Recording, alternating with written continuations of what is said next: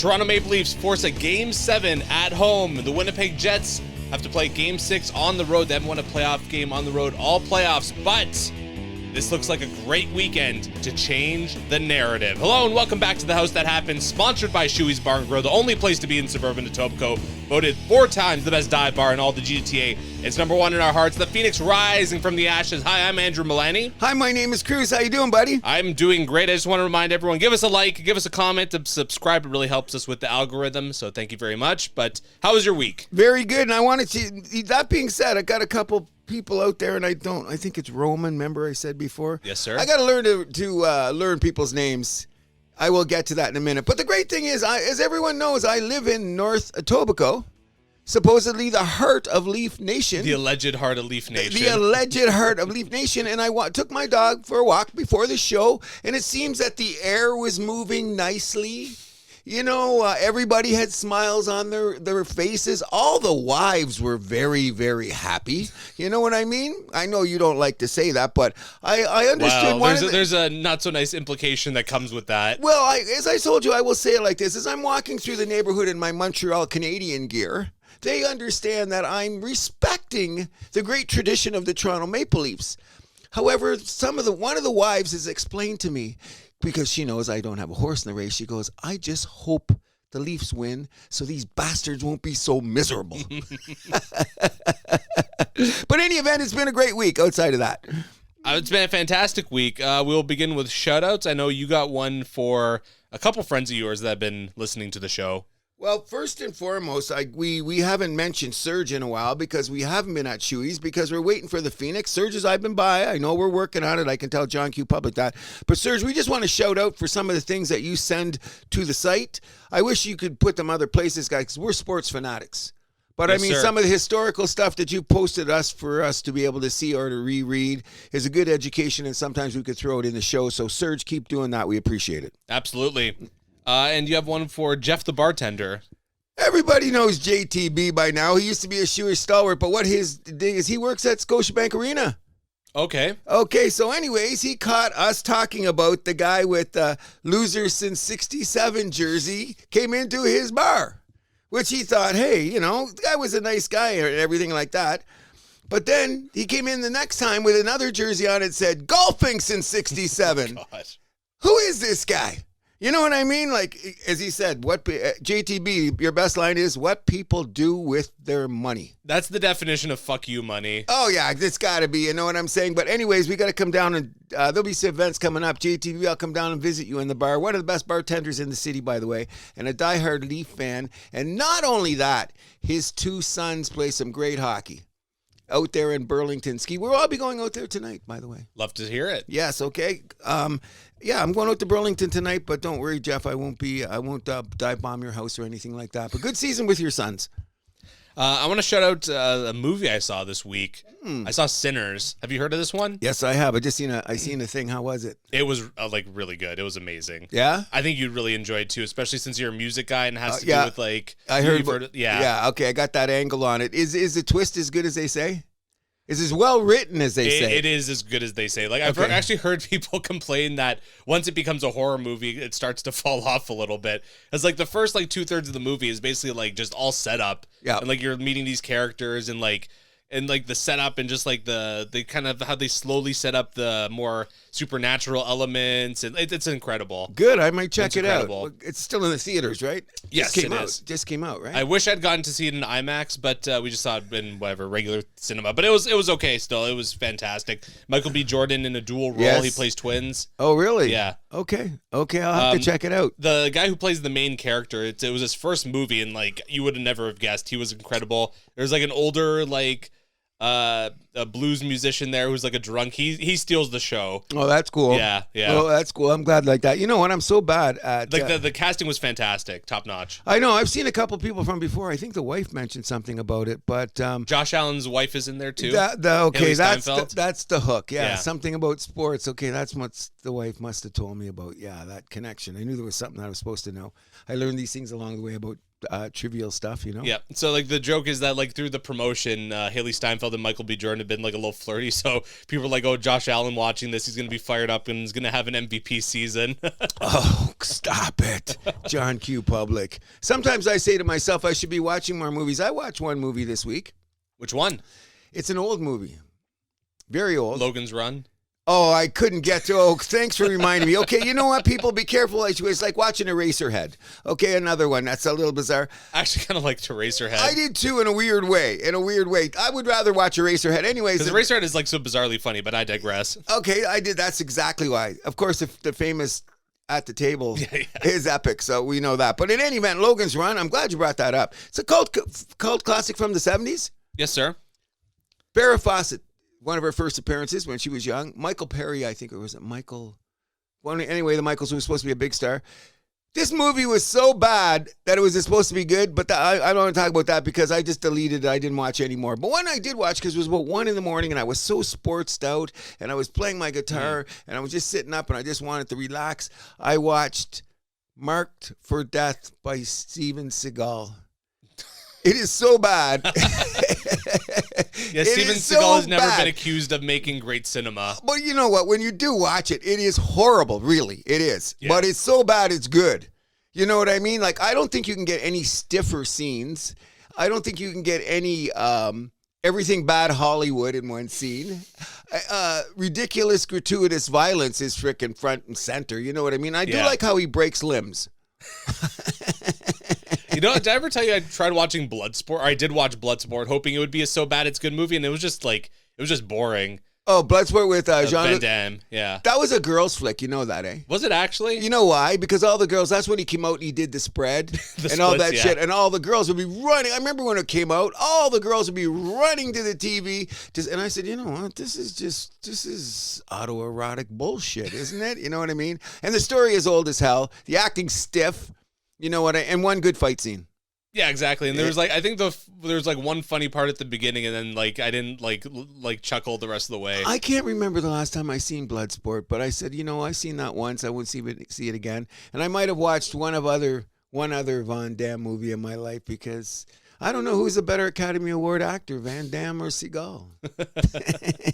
But you did hear about that famous incident at a restaurant in New York, eh? With who? Van Damme? Yeah, Steven Seagal bitch slapped him. Really? Yeah, apparently. It's alleged. He came in, he had a few drinks, and you know, Steven Seagal's big. Van Damme ain't so big. Yeah. Okay? He said some shit to Steven Seagal, got in there, and it, not sure if it's true, but alleged. People seen it.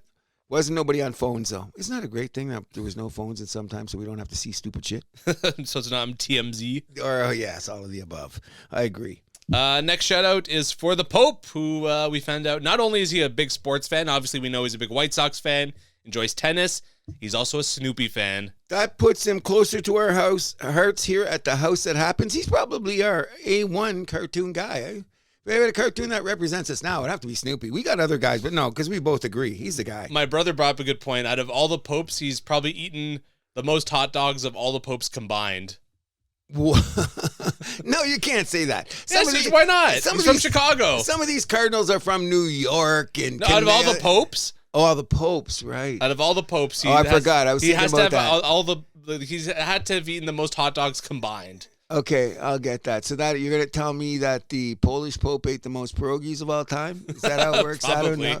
I don't even know what they eat at the Vatican. They probably get fed very well. Do you ever think they order out? Like, do you think let's get some Domino's or something, or KFC? You know what I mean? Or 2 for Tuesdays at some place. I mean, I imagine the chefs there are so good you wouldn't even want to. Oh no! I can't imagine that. And we're in. From your homeland, come on. It's probably levels of shit I'll never even imagine that I could eat my life. The best Florentine steaks, you know. Stop it. Yes, the wine alone. Yes. The wine alone. Anyways, we hope the Pope, who is the youngest voted Pope, we got to keep putting that up in a long time. So he could be around for an extended period of time where he could do some real change because they say you need more time to ingratiate the world with whatever changes you need. But what changes about God anyway? Well, there are some things about the Catholic Church that need to be updated. Let's be honest. We won't go there. Also, big shout out to the WNBA season kicked off last night. Yes. Paige Becker's got her debut in. for the Dallas team. They lost, though, to, was it Minnesota, I believe? Yes. Who, if I had to say, I would say Minnesota, especially after that heartbreaking loss in the final, they would be my betting choice to take the championship this year. Well, you have to understand, too, the reason that she's on that team and first overall picked is because they sucked. Yeah. So, if she had come out and got a win off the hop, that would have been... Well, even Caitlin Clark, they had a rough first half of the season last year. Oh, of course Indiana, she right? did, yes. And not only that, people forget this, okay? She's just coming off her season, so she's had no rest here. So that's what you see, like, Caitlin Clark. Like, did you see her against that national team last week, exhibition game? Paige or no, Caitlin Clark. No. They beat the team from Brazil like 3,000 to 2 or something stupid like that. She was launching them from the logo. It was just insane. So she's gotten pretty jacked too this offseason. What's that? Caitlin Clark's like, well, someone told her to go to the gym. Yeah, Yeah. she had a few more burgers in her. There's no doubt about it. I seen that girth myself. You know what I mean? But good for her. Good for her. You know what I mean? Good for her. And they play Indiana. Indiana plays against Chicago today, so a classic Caitlin Clark Angel Reese matchup. Is that on prime time? It's on at 3 o'clock today. Oh, at 3 o'clock, yeah, because they do have a game tonight, don't they? Yes, the prime time is Seattle Phoenix. Okay. A little bit surprised Indiana Chicago is not the prime time, but I'm surprised. Vegas New York you is know at 1 o'clock. You know why it's there? Because we also have tonight. We have the Denver. No, it's tomorrow. Is that tomorrow? That's tomorrow. Oh shit! They put it off that. That's why they were saying not to get too ahead of ourselves. With it's tomorrow afternoon that Denver game. I never get that scheduling. But there was a chance that if Dallas won Game 5 against Winnipeg the other day, Game 1 against the Oilers would have been tonight because there was an American TV window that was open. I agreed. Yeah, I heard them talking about that, which shows you how much when they manipulate the games behind the scenes. Hey, fans, you get the games when they give them to us, so to speak. Well, you know? I'm happy that Winnipeg did win because, like, I don't know, I feel like this would have been too early to start the conference final. Really? I'm still like digesting second round. I'm in second round mode See, still. this is you have now validated everything that we say about how history has gone on. First of all, there was only 3 levels of playoffs, mostly when I was growing up. You only had to win 3 rounds as of 4. Once you got into the late 70s, it became 4. In the 80s. But okay. No, so, the preliminary round came in late 70s, didn't it? No, I think it was early think it 80s. I don't think there was enough teams. Because a lot of teams got in the playoffs back then. Too many for what they went on. Now with the in the 80s, once like the WHA teams came in, it was like 16 to 21 teams made the playoffs. I know, that was crazy. But the thing I'm saying about the other day, I heard about John Beliveau played his last game. Yeah, it was the anniversary of the game. That was okay. So I remember 1971. That would have been 71. When they won the cup that year. Yeah. Right? Oh, that's my favorite game of all time. One of my favorite games of all time. Game 7 against Chicago. All time. Jacques Lemaire. I talk about that goal all the time. It's my fave. But yeah, you told that to Bobby Hall in person. Yes. Yeah, I loved it. God, rest in peace. Rest in peace, but Bobby you Hall. know what? You know why I did it now. We're not going to talk about character, but that's another story. Anyways, look at that date. Look at the date. The date was May, 13th. So the season was over by then. So by June, we were done hockey. Back then, it was 3 rounds of the playoffs. Yeah. Okay, but even now, I think they should adjust it. We should be, by June 1st, we should be done hockey. That's how it used to be, like pre-04 lockout, basically. Yes, we used to be done. Why don't we done before June? I don't get it. Well, because now there's the bye week. Yeah. Yeah, and then the guys got to go for their pedigrees, and then they got to go and have some time in Cancun, and then they got to do whatever. I think it should be done personally. I don't know. I don't mind it that much because you're used to it. When I remember the first time when it got to really in June for me, I was going, holy shit. And you're getting ready to go up north and you'd be going like, say sometimes in the 80s and it was game 7, you're going up to like Tobermory for something. If you didn't have an antenna and shit, you ain't going to see the game anyway. Sure. And it's like June, whatever. Come on. Baseball season, summertime. Well, at least, whatever.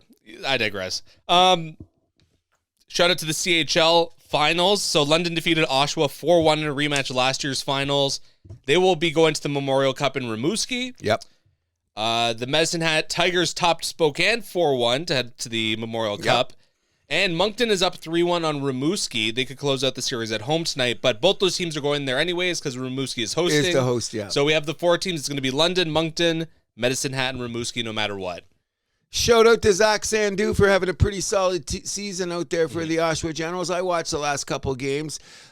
London just was a tad better. Easton Cowan had his moments. Oh, did he not? You know what I mean? And those guys that they picked up from other teams, I thought to myself, why would people be stupid enough to let those guys go to London? Come on here. And it's like when Oshawa traded Tavares to London back in the day. That never made sense. No kidding. And here's the crazy thing. You got to give those Hunter brothers credit now. Is this their 6th championship since they've taken over? It's something ridiculous like that. Yeah. And look, they've been in what is it, 4 other finals appearances that they've lost in. So the record of the London Knights is just freaking ridiculous. Congratulations, though. Congratulations. And I think they're going to be pretty fired up given their heartbreak last year in the Memorial Cup. Exactly. I mean, it's a short tournament. Anything could happen, but you would have to think London would be the favorite. I mean, Medicine Hat's got Gavin McKenna too, but... Well, yeah, that's true. That's true. Either way, it should be a good one. We're definitely looking forward to that. We will keep an eye on that. We've talked about this a little bit, the John Madden movie coming out with David O. Russell directing. Nicolas Cage as John Madden, Christian Bale as Al Davis. Okay, so when you seen Christian Bale as Al Davis, when you seen him, what did you think? That looked like Al whoa! Davis, yeah. He just melted into that I just role. went, whoa. Yeah. I mean, you can see where Cage looks a little bit like a young Madden. They got it as close as it's going to be, but John Madden is Madden. But the transformation of the Al Davis thing is, I can't wait to hear the voice. The more I think about Nicolas Cage as John Madden, the more I like it. Oh, yeah. No. Because you need someone that's a little bit out there and weird to be John Madden, right? For starters, yeah. And plus the fact he's a great actor. There you know what I mean? I love Nicolas Cage. I'm a too. big Cage fan. Me too. There's not many I've seen. I didn't like that Dracula shit and some of that other stuff that he made for Buddy. Didn't he do that weird movie who was a vampire or something? It went straight to video pretty quick. Oh. That's all I remember. That explains it. And then I heard in the interview later, he goes, "Hey man, when they back one of those things, why'd you make that movie?" Well, when they backed the truck up to the door and opened it, and I seen the money, I go, "What am I supposed to tell them to do? Drive away?"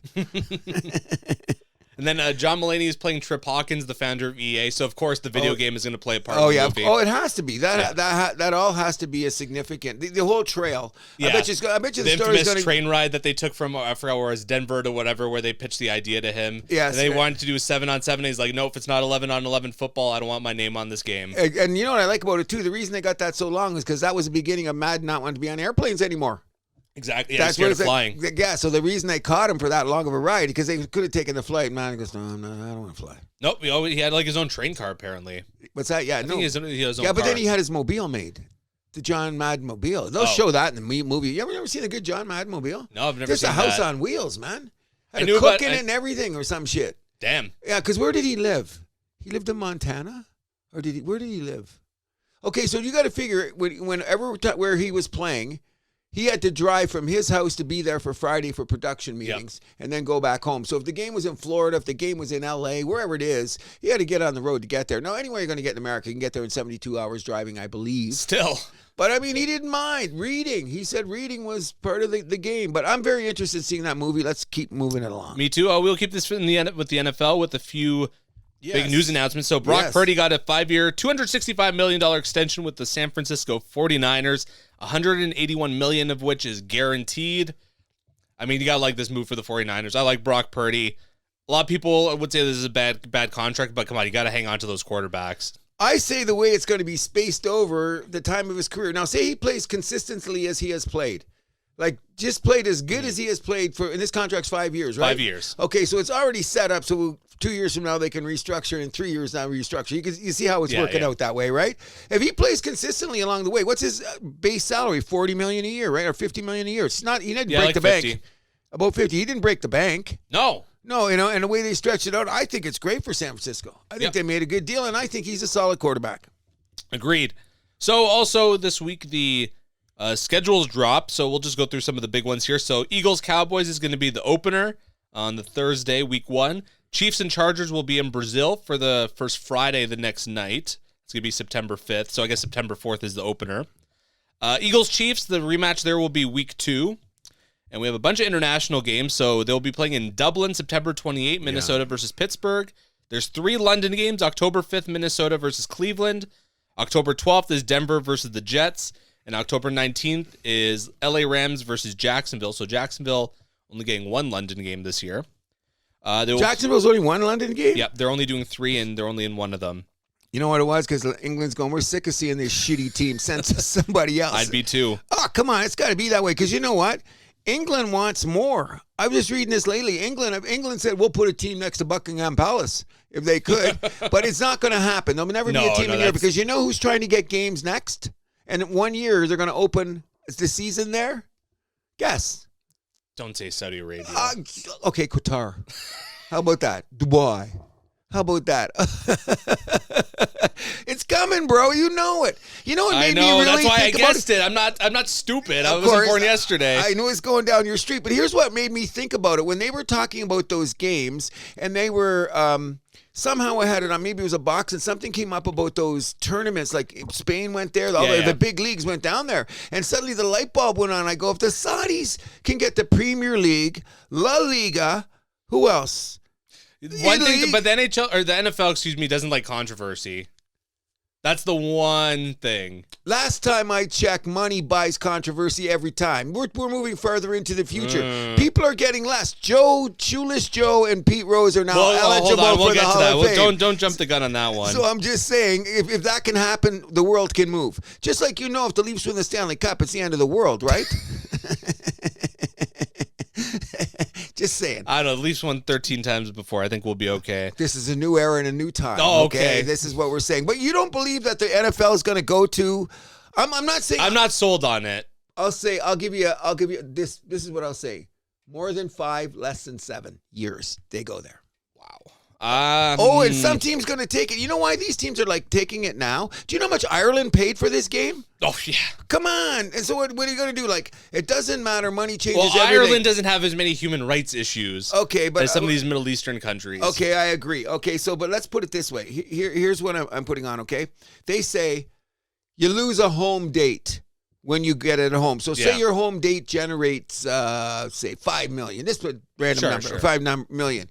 You're guaranteed, 25% more automatically as soon as you go across the line. I think it says 25% more?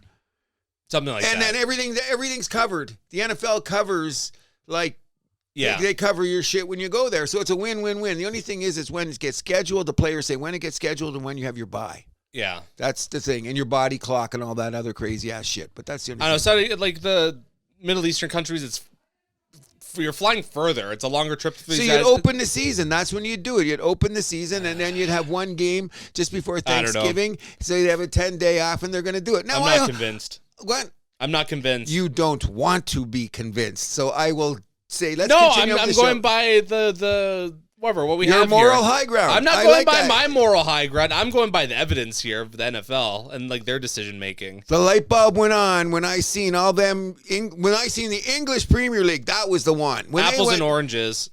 It's a little bit closer, but money's money, bro. I know the NFL runs their own thing. They do their own thing. I hope you are right.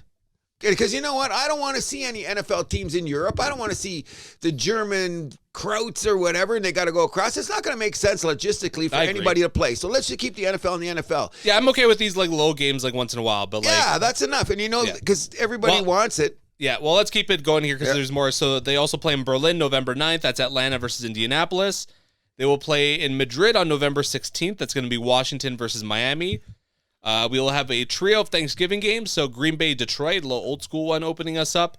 Kansas City versus the Cowboys will be the 4 o'clock there. And then primetime Cincinnati versus Baltimore. That should be a very fun one. And we have Chicago, Philly on Black Friday. And now we have a triple header on Christmas. So it's going to be Dallas, Washington, Detroit, Minnesota, and Denver, Kansas City. So a trio of division matchups. We play on Christmas Day, don't we? Yeah, the second game, Detroit, Minnesota. And that's on a Thursday, right? I haven't checked. What's Christmas Day this year? It's weird how Christmas works out.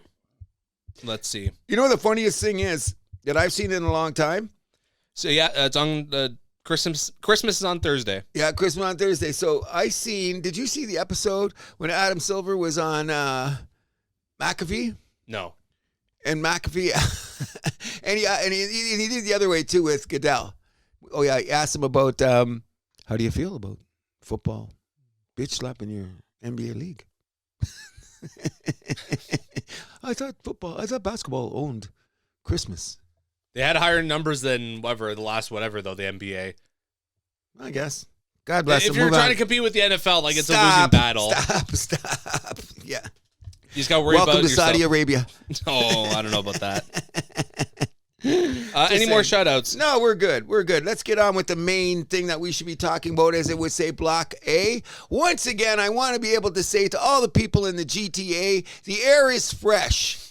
The sun is shining. Sky is not falling, and we got a Game 7 tomorrow night at the Scotiabank Arena. What are we going to get, bro? Leafs win 2-1 tomorrow night. Oh, I think it's going to be a higher score. Whoa, really? I think it's going to be a higher score. Yeah, because it's got to break out. You see, you know what happened? Interesting thing before we talk about this series and put it in context. Florida tried to open it up last night for a second, and guess what happened? They said, "Let's not do this. Let's not do this," because what they're trying to do is, you know that when I said the Leafs' best great counterattack is, when you notice Florida, they play like that kind of triangle. So when they get the guy out, they're trying to block every. Like they're not going forward. They're just blocking it out so the Leafs don't go. You know what I'm saying? And I go, that's kind of a bullshit way to play hockey. Or it's the Carolina Hurricanes formula. No, the bullshit way that Florida plays hockey is trying to friggin' elbow everybody in the head. Oh, that too. That's just bullshit. I'm getting sick of that too. But I mean, Sam Bennett got carried away that he almost took out his own goalie last night. There you go. But you know what the crazy thing about it is, like, they can't call all the penalties. And here's what happened. That's why you guys got screwed up, I think, in Game 3 or Game 4. Game 3? Which one was it? Game 4 you tied. No. Which one was the overtime game? Game 3. Game 3, the overtime game. I think, is that the one where you got 5 penalties in the first period or something? Or was that Game 4? That was Game 4. Okay, Game 4. So how do you get going and get going anywhere? For the first period, you play 10 minutes in your own zone. You can't. And they got out of that with what? 0-0 score. What I was waiting for, and it didn't happen, was I was waiting for them, well, can you call a Florida penalty? But when you look back in hindsight, all of those calls had to be made.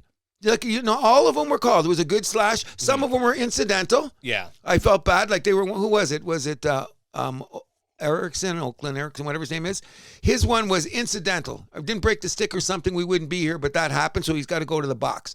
I get that. But then when you get closer down to the game, which we always say, and things gets a little bit tighter, then all of a sudden, late in the second period, some of those calls should have been made that were made in the first period. But then the Leafs would do something and Florida would do something, and then nobody gets the call. It got weird. You know what I mean? Last night there was, like, Yarncroc wasn't on, like, a clear-cut breakaway, but it was good scoring chance. The guy just, boom. Yes. That's like, come on. That's a penalty, man. Yeah, but you know when was that? That was like 4 minutes left in the second period. That's the one when he pulled him over the shoulder and Ram got was like a curling rock into the boards. Yeah, I saw that too. But then you just see the other one when I forget who it was. It was either Bennett or Reinhardt coming out of the corner, and McCabe said, "I want to see your skates above your head." You know, it was a little bit of a hit like that. But I bet you if that was in the second period of Game 6 of sixth game of the season, McCabe's going to the penalty box. Yeah. So what weirds me out is, that was the first period you called those penalties. Is that so you're trying to keep control of the game when Toronto was stupid? Because we got to look at Domi's history. Well, I mean, Domi... God bless him. Yeah. God bless him. But you know what? At the same time, like, this is the Kadri thing all over again, where it's like you'd rather have a guy they got to reel in a bit than someone they got to, like, kind of push out the door, right? Agreed. Now, one of the penalties that Domi took, I thought I've seen Florida guys do a slash too. The one on Kachuk? Yes, I seen more slashes there. But you know what it was? He was dumb enough to do it in front of the referee while they were yakking. Yeah, exactly. So now you can't embarrass the ref. That's my take on that. But I seen slashes that good. Florida guys hacking Toronto guys just as good. Yeah. I'm just saying the reason that Domi got it, because sometimes you don't make it obvious. And he did, and he went to the box. You know what I'm saying? But outside of that, I mean, the craziest thing about this series, and let's cut to the chase here. When we were going into the game last night, what was the air in this city, bro? I don't know. It depends who you asked. Like, it was a lot of doom and gloom, though. Let's be real. Okay, but you have to put this into perspective. But that being said, there was doom and gloom after we were up 2-0 too. So I don't know. Okay, all these Leaf fans were like, I'm not letting you get away with that. Off the next I'm not letting you get away with that. We have to talk about this from a serious perspective. I can't let you get away with that. What? In this way, the Leafs laid a fucking egg. Game 5, they laid an egg, bro. Well, the way they came out... It escalated, but you laid an egg. That's in front of your home crowd. Did you see when they hit the ice to start of that game? On a Wednesday night in Toronto, when they hit the floor, I thought it was a Pearl Jam concert. Everybody was in the frickin'... expensive seats. There was nothing empty. Everybody was right there all the time. So the word. Well, we got to talk about the elephant in the room, which is the rumored bugger flu that was going around the Leafs. I heard about that too. And Tanev looked like white and dead. He was the one where not to pick on the guy, but it's like he was the one where it's like he was making plays like very uncharacteristic of him, like the one around the net, the pizza. The one up the middle. He turned around to the middle. Moving the puck is not usually that much of a problem for him. He's usually very good at it. Like, what am I saying? Or he keeps the puck out of danger. Thank you. That's his number one thing. He keeps the puck out of danger. But he was slow to get to his spots. He was like moving the puck. He was slow. It was just a mess. And like he's, I guess, exhibit A of that. Okay, so you're saying the whole team had the flu? Well, if all those guys are together for who knows how long, right? Okay, I'm not saying the whole team, but there was definitely something going around because like the team looked a little lethargic in Game 5. Okay, you're a hardcore fan. You're gonna defend. Well, I'm just saying that officially they are defended. If they go to court, you're their lawyer. Thank you very much. Okay, I will give you that. You can Perry Mason this way through for them because I just thought they sucked. Come on, and maybe that was to say they had the flu or this or that, but. The thing about it was the inconsistency, like the one goal where they were all stick checking in front of the net, and bang, the puck went in. Can you blame that on Wall? No, it was a ricochet kind of deal. But why didn't someone just knock somebody on their ass? There was Nyes, there was Matthews, there was Eklund, what's his name, and Benoit. Larson, yeah. All of them were on the ice. Last time I checked, those are 6-foot mofos that weigh over 200 pounds. The only small guy in there was Marner. Mm-hmm. And who got it? Some no-name defenseman that just came in and chipped the shot off the fairway went in. They should have knocked someone on their ass. That's what I thought was the difference. Then when Florida started smelling blood, they did what you say. Elbows up everywhere, and then Toronto started looking around, and then the crowd got on it, and then it snowballed. I felt bad for him. For the Leafs? Yeah, I did. I felt bad for him. Oh, gee. This is not a very good night for these guys, is it? No. I mean, I think I was so, extreme, though, like, the Leaf fans throwing their jerseys on the ice. It's like, oh, my God, come on, guys. Okay, so now that You're going to be back next game. Like, who are you kidding? Okay, so the great thing about it is how nervous the city was yesterday, okay? Now, what I'm going to say this. If the Leafs win this series or lose this series, as a guy who has no horse in this race, I have tremendous respect for the team now because they had to get up off the mat, fly to Florida. They had sharks in the goddamn crowd in Florida last night. They were there for blood, and the Leafs withstood it thanks to Joseph Wall. You know what I mean? Give the kid credit. Okay, he let one beach ball in Game 5. I agree. Maurice kind of admitted that blowing out the Leafs in Game 5 may not have been the best idea. Agreed. But, I mean, what are you going to do? Take your foot off the gas? I mean, there's ways to do it. Like, the Leafs kind of painted that line in Game 1 against Ottawa, where that game could have gotten out of hand if they wanted it to. Mm-hmm. But at a certain point, third period, okay, boys, let's just shut it down. We're up by 4. Yes, okay. Yeah. So here's the difference, though, that I have to say about this, and this is why a lot of people like or dislike Florida. Once they seen blood in the third period, they just started taking shots at guys. Just the fuck you shots all over the place. The worst one was was it Game 3 or 4 where Nylander was by the Panthers bench? Game 4. Yeah, Mikkola opened the door. That's a fucking prick move. That's cause of injury. Too, yeah. There you go. But you know what should have happened then, right? Someone should have just jumped into that crowd, beat the fuck out of someone taking the penalty. But but the the Leafs problem. Don't play like that. Sometimes you do, bro. Like someone should have done something. Late in the game. That was late in the game, though. So I don't know. Okay. That's a dangerous game to play. Okay. Let's put it this way. Let's look at a difference, and we can get that series. Winnipeg went up 3-1 on Dallas the other night. In Game 6, okay? Now they're in their house, right? In Game 4. In Game 4. Okay, now they're going back to tonight. They can. Sorry, Game 5. Game 5, okay? Back, okay, right? They're in there, okay? Do you see what happened in the last 5 minutes of that game?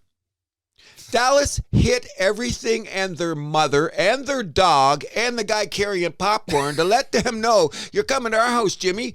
The Leafs didn't do that. You know what I mean? Someone should have just, and I always say, it's not their character. Well, I'm going to tell you what. I'm not a fighter, okay? But I'm walking down the street and I see some slug come by and they trip you on purpose and I see you go down. I don't know who that fucker is. What do you think I'm doing as soon as I see him do that to you? I might take a shot in the face and I might get beat up. But I'm going to jump in. They should have done something, bro. I don't think it's that big of a... Well, either way, No, like game it worked 5... out. Well, hold on. Game 5, I thought the Leafs did get chippy at the end of that game. Let them know that we're here. I thought they got pushed around. I think what the best thing they did is they what happened was they didn't lose their composure when the score was starting to get out of hand. They didn't lose their composure. I got that.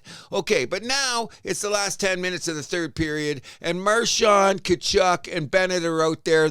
Our proverbial guy, and melodies with sharpening his horns. You can see them all doing it on the bench. And I'm just saying, you know what would really blow me away?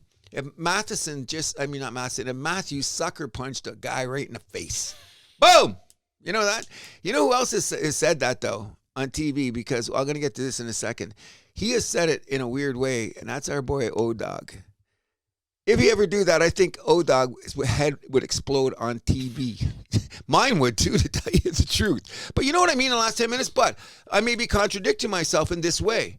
They went back to Florida, got on that plane, tied their shoes a little bit tighter, and they did not get pushed around in the first two periods at all. Like, they stood up. Everybody, even Matthews was hitting back. I mean, Marner was getting in the way of guys, too. So they do have that resilience. The way they were playing those first 3 games. Exactly. Yeah. You know what I mean? They hit back. Now, that's what they got to remember tomorrow night. You know Florida's going to goon this up anyway. What's there? Because when like I mentioned, when they had that brief period, that 1 second. Well, hold on. But that's even a dangerous game for Florida because the penalty man comes for them every once in a while. They're due. Look at the penalty difference. Look at the penalty. And I'm not saying that this time for the referees to call it there. I'm just saying, but I hear what you're saying. You know, like a penalty is a penalty. You're going to get one in the first Game 7 is not the time to fuck around with that. No, that's what I'm saying. That's why I can't see the score getting out of hand tomorrow night because of that. No, but I think it's going to be like a 3-1, 3-2, like there'll be a couple goals in the first period to catch everybody off guard because nobody's in scoring. That always seems to happen in these games. You don't expect it, and bang, they score some goals. By the way, we should give massive props to Joe Wall. First Leaf shutout in the playoffs since 2002 when the Leafs shut out the Islanders in the first round. Wow. That was a game. My dad and my sister were at that game, by the way. Wow. That one in 2002. 2002? Yeah, against Islanders. Wait a second. 1. You're talking 2002, right? The last time the Leafs were in the conference final. Oh, my God. 2002. You know, that wasn't yesterday. I'm freaking old, man. I'm freaking old. That's all there is to it. That makes me feel old because that's like that run. That was like my first vivid Leafs memory. Okay, yeah. Like seeing them go up against the Islanders in Ottawa and Carolina, those rounds. Yeah. I hated Jeff O'Neill back then. Oh yeah. Great. You heard that series? Like, the hometown boy. You know what I always thought about O-Dog? No, he's the best on TV, and I'll get those guys in a minute. The way he skated, it always seemed like he wasn't moving, and then those first 4 steps of his were like the way he chugged at him, because that's how he got goals. He chugged to that spot. Well, and he was being set up by one of the greatest playmakers of all time. He'll tell you that every day. Ron Francis. He'll tell you that every day. Yeah. He said, he goes, I could have a cup of coffee and score a goal with Ron Francis. You know what I mean? Which is true. But I love that respect, that angle of respect. But that's a long time ago, 2002, right?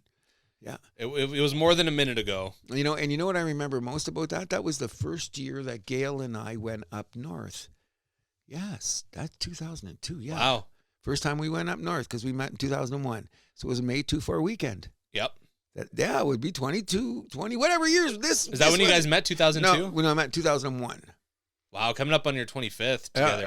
Yeah. So anyways, we decided to go away, and this guy that I worked with at the time, he had a girlfriend and said, let's go. And the problem at the time with Gail and I was that she had friends and I had friends, and nobody was really connected yet. So do you want to go with you, or let's just go somewhere? So we always went neutral.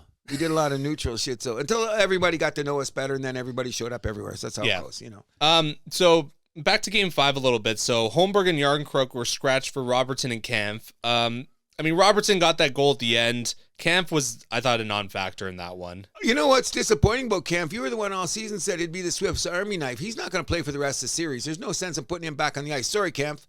He's definitely not coming back for Game 7. They're going to go back that same lineup they won Game 6 with. Oh, that's the thing. But I'm going to tell you this. Mind you, Nyes, I don't know what the health of him. Oh, I hope he's okay. What do you think that was, like a rib thing? Or? Yes, it was weird. But his body got contorted and hit.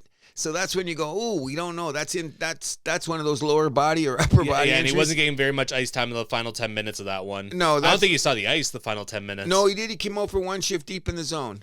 Yeah, that was it though. That was it. But like in their zone, like he was like a face-off deep in their zone, and then that was it. And then and when nothing happened, he went right to the bench. Yeah, when it was time to defend those final 2 goals, he was. No. We're saving you, buddy. Yeah, well, you should. And you know what? That's the moxie in the game, because if you go back and you take a look now at the games, one of the things that's driving me nuts again is, are we going to define the series by what? Shots on goal, high slot chances, or shot attempts? What are we going with here, bro, now? Because I'm sick of all these guys saying this shit. If the puck takes a shot and you get it on net, I'm good with that. Anything else, I officially, John Alexander Cruz, alias Jack, says the rest of his bullshit. No, there's good misses. The high slot ones I get when sometimes the defenseman puts out his stick and it goes over the net or deflects it into his own net. But yeah, and like just don't miss short side. That's my rule. But they do. They've been doing. But you know what, bro? Really. And you must hear me yelling sometimes when you see this. No, but if you miss like opposite side and goes to the corner, that's a puck you can still retrieve. So I don't have a problem. Agreed. If someone's going in the corner to go get it, okay, I got you. But I'm saying there's too many missed shots. Okay, so it's also because there's way less time and space, especially in the second round. Agreed. So here's my point, and I'm going to beat this stick. Sometimes coaches are just damn stubborn, and sometimes players are just not players of coaches. I'm going to beat this drum for the rest of the playoffs. Robertson should be in your lineup. At least he shoots a puck. He's going to Holmberg, Jamrock, they ain't going to create chances. Camp ain't going to hold on. Yarncroc, I thought had his best game as a Maple Leaf last night. He looked like he was shot out of a fucking cannon. Okay, I agree. He was playing with Lawton, right? Yes. Okay. He was going hard in the corner every play. Yeah. Putting Holmberg back on that second line. While that line didn't convert, moving Pacioretty down to the third line, that proved to bear that was fruit. good. Yes. Yeah. All of Berube's moves paid off last night. Keeping Matthews and Marner. How many people were screaming to separate them? Berube's like, I'm sticking with these guys, and it paid off. Come on. Yes, I wouldn't do that. That goal, Marner picking it off, nice little pass, and Matthews, classic Matthews, sniped through the 5-hole. I almost cried. Okay, that's a good thing. But you know what? I don't agree with that either. Okay, in the deepest, darkest moments of the Edmonton Oilers, I did not see them split up Curry and Gretzky. In the darkest moments of, who did Yzerman always play with? Mind you, 2010 Stanley Cup Final, how did the Blackhawks win the Cup? They put, what's his name on the same line. No, they separated because they basically got to the finals, Byfuglien, Taves. Oh, yeah, but you know why? Because it was too heavy. They were checking the hell out of him. They're beating the shit out of him. They ended up dividing the three of them. Yeah, that was a good thing. But if you remember that, when they started winning and they got into the third period, suddenly they were all back together. That was the beginning of the game shit. It was a smart move, but by the end of the game when they got the lead, they put those guys out there and they hammered it home. So it works both ways, but I don't think you should have split them up. No, I agree. I agree. You know what I mean? And sometimes, if you notice a couple times, there's a thing called chemistry. And you notice on the two lines, sometimes Tavares just throws a puck somewhere. Oh, gee, Willie's there. Sometimes Marner throws a puck there. Oh, look who's there. Nice. Oh, look who's there. You know that's not to get too off topic, but you know who that's a big problem for? Who's that? Connor Bedard in Chicago. Oh, yeah. I hear you. I know where you're going with that, eh? What do you say? Let's show the kid some consistency. You're hurting his development, but that's neither here nor there. Yeah. So we mentioned Holmberg, Yarncroc, Berube just keeping it simple. Mm-hmm. Or not keeping it simple, just like, I'm going to shut out all the noise. I don't care about what everyone outside of here thinks. What only matters is what's in the dressing room. I know what city I'm in. Yes. Okay, so let's take a look here that besides Game 5, like you can't say enough how this city is happy because everybody was doom and gloom last night and they played probably their best game of the series to bring it back home. So when you're thinking about this, when you're telling people people that are getting up and down and getting nervous and all this other stuff, look at the Florida team. Do you know how many times that their big guys, if we mention, isn't scoring? Like, this is a pretty even seeing. So yeah, like Kachuk's been doing nothing, and like and Reinhart, everyone's just talking about Matthews. What about Reinhart? Where's Reinhart? Yeah. Okay, where's Barkov? Okay, so I want to know. I don't know. We're not listening to the local press down in Florida, so I don't know what they're saying. If they're sugarcoating it, or what are their people saying about what's wrong with Barkov and those guys? It's just. Well, I imagine at this point they're starting to get a little worried. Okay, but the level of competition is so high, and it's such a hair difference in the situations that people cannot state how much these guys are just even off. The best players are playing. And as you see anything wrong with the quality of hockey, except for sometimes when Florida mucks it up. Yeah. But outside of that, Toronto keeps on skating, keeps on skating, keeps on skating. And that's the way it's going to go. Which leads me to this. If you're a fan of the Toronto Maple Leafs, or like I am a disciple of the Montreal Canadiens, is it necessary for you to come on TV, all the pundits we have in Toronto, and we have more than 3, okay, maybe 4? Okay, 5. Maybe 5. Okay, maybe 5. Okay. I cannot believe, and I know they all live and die. They grew up, and we all want Toronto to win, and national team, either you hate them or you don't. Because there's people in Edmonton can't wait for Toronto to get knocked out, for example. Okay. Fuck 'em. Okay, exactly. But why do the pundits have to be so harsh to a point where it's almost personal? And sometimes it's because they want to sell their shit. Well, then they be want honest. clicks. Be honest about it. Like I say, the only guy that we're going to give credit to is O-Dog, because O-Dog is Honesty, I don't know. It's so ridiculous, some of the shit you read. Some of the Leaf fan discourse these last few days has been so ridiculous. Oh, it's all this suffering. I don't want to hear anyone talk about suffering in sports ever again. Shut the fuck up. There's actually real suffering going on in this world, and you're gonna call watching a fucking game suffering? Dumbass. You're an idiot. I don't want to hear any of that. Dumbass. No, sports is supposed to be fun. If you don't like it, that's a you problem. Then don't watch. Exactly. Don't Thank watch. you. Okay, don't watch. Okay. I can't spend all this time watching the team. Then stop fucking watching and shut the fuck up, you bitch. Thank you very much. Oh my God. Okay, so look at myself, okay? Because I live in this city, I'm invested to know it's 7:00, better watch my dog now, so I make sure that I'm home for the start of the game. Because you know what? I love sports. It's a great distraction. I'm hoping for the best.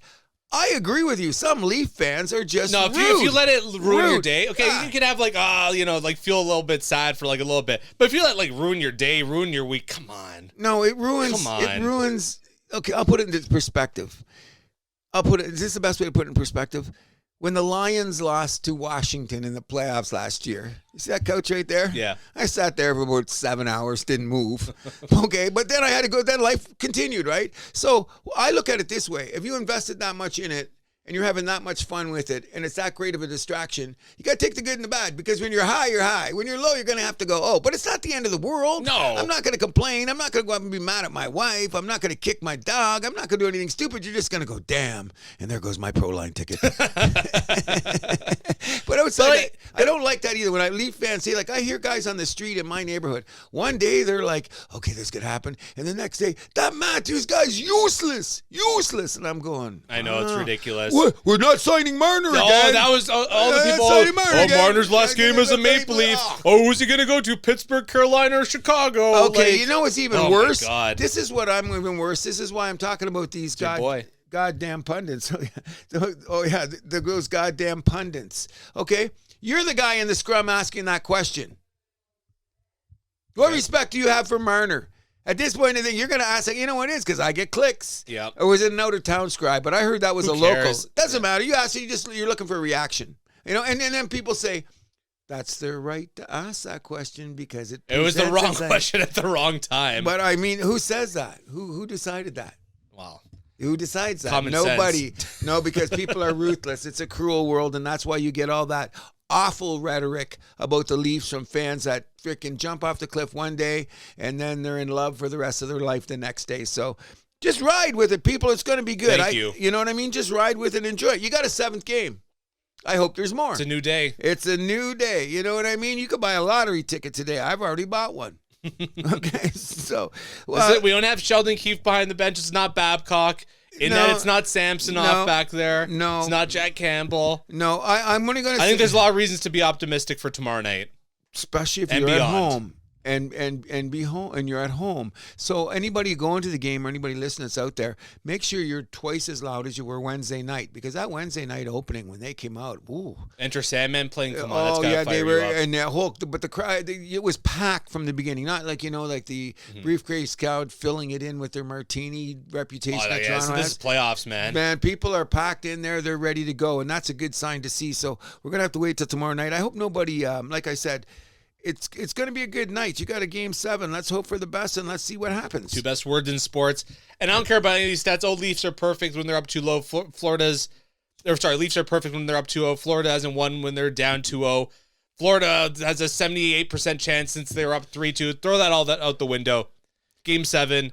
Brand new day. Brand new day, and let's hope for the best. It's going to be a wonderful day to change the legacy and change the narrative. Change the narrative. I know I sent out a few texts to some people. They're glad I said it. I said, you guys are going to change the narrative. And you've already started to, so we'll go from there. Leafs are going to shock the world. There we go. Now, speaking of shock the world, we got the other Canadian team, and they're in deep tonight. What do you think is going to happen there between Winnipeg and our good boys in Dallas? Well, you know what I'm telling you. I'll tell you right now. Winnipeg has yet to win a road game these playoffs. In both series? Yes. In general. In general, yes. I have a sneaking suspicion that Winnipeg is going to shock us too. I'm not saying they're going to win the series, but I don't know. I don't know. I'm getting a sneaky suspicion. This. We've had all the rounds of playoffs in basketball and all the rounds of playoffs in hockey and basketball. No one's come back from 3-1 this year. Usually I've won by now. Someone's come back by 3-1. Maybe we're due. Maybe that's the only credibility I'm going to do that. And that's just like talking about flipping a coin, so I'm insane.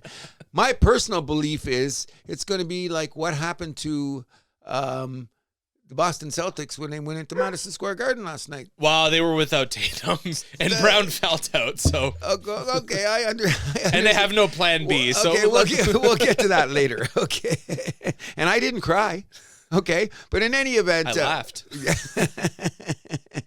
I do not see Winnipeg getting out of Dallas tonight. I don't know. The horns are sharpened. What's the name of that stadium? Not Arco. What's it called? American Airlines. American Airlines. You can feel the pressure in there. That's, for Texas, that's a good hockey crowd. That Dallas crowd is one of the liveliest. Dallas is just a good sports city. Oh, excellent sports city. But you see that crowd? That place will be like the kettle brewing. Have you heard about the Rantanen jersey stuff? They have been having so much trouble keeping up with the demand. So from, I believe this was Monday to Thursday, they sold 16,000 jerseys overall. And they sold like 450 in the arena alone in that time. Wow. Yeah. And he doesn't get a nickel. I think you do. No, you don't. Are you sure? How many times I have to tell you kids this? That's why players bitch, because you're selling this. You just happen to be part of the product.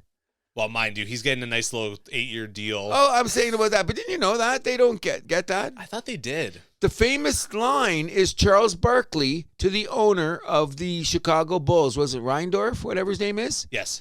When they were in there and everything, and he was signing Jordan to the first insane contract. Okay, Stanley, come on, buddy. Okay, the first insane contract ever, right? And Reindorf was bitching about, is any player worth this kind of money? And you know what Barkley said to him? Buddy, last time I checked when I was in Africa, there's people wearing Michael Jordan jerseys. People in China are wearing Michael Jordan jerseys. And guess what? Michael, it's all yours. That's your name. It's your bull. And you say you have trouble signing this guy to this contract? Shut up. And he's right. That's what happens with this Rantanen thing. I heard it was crazy. I didn't know it was that crazy. Yeah.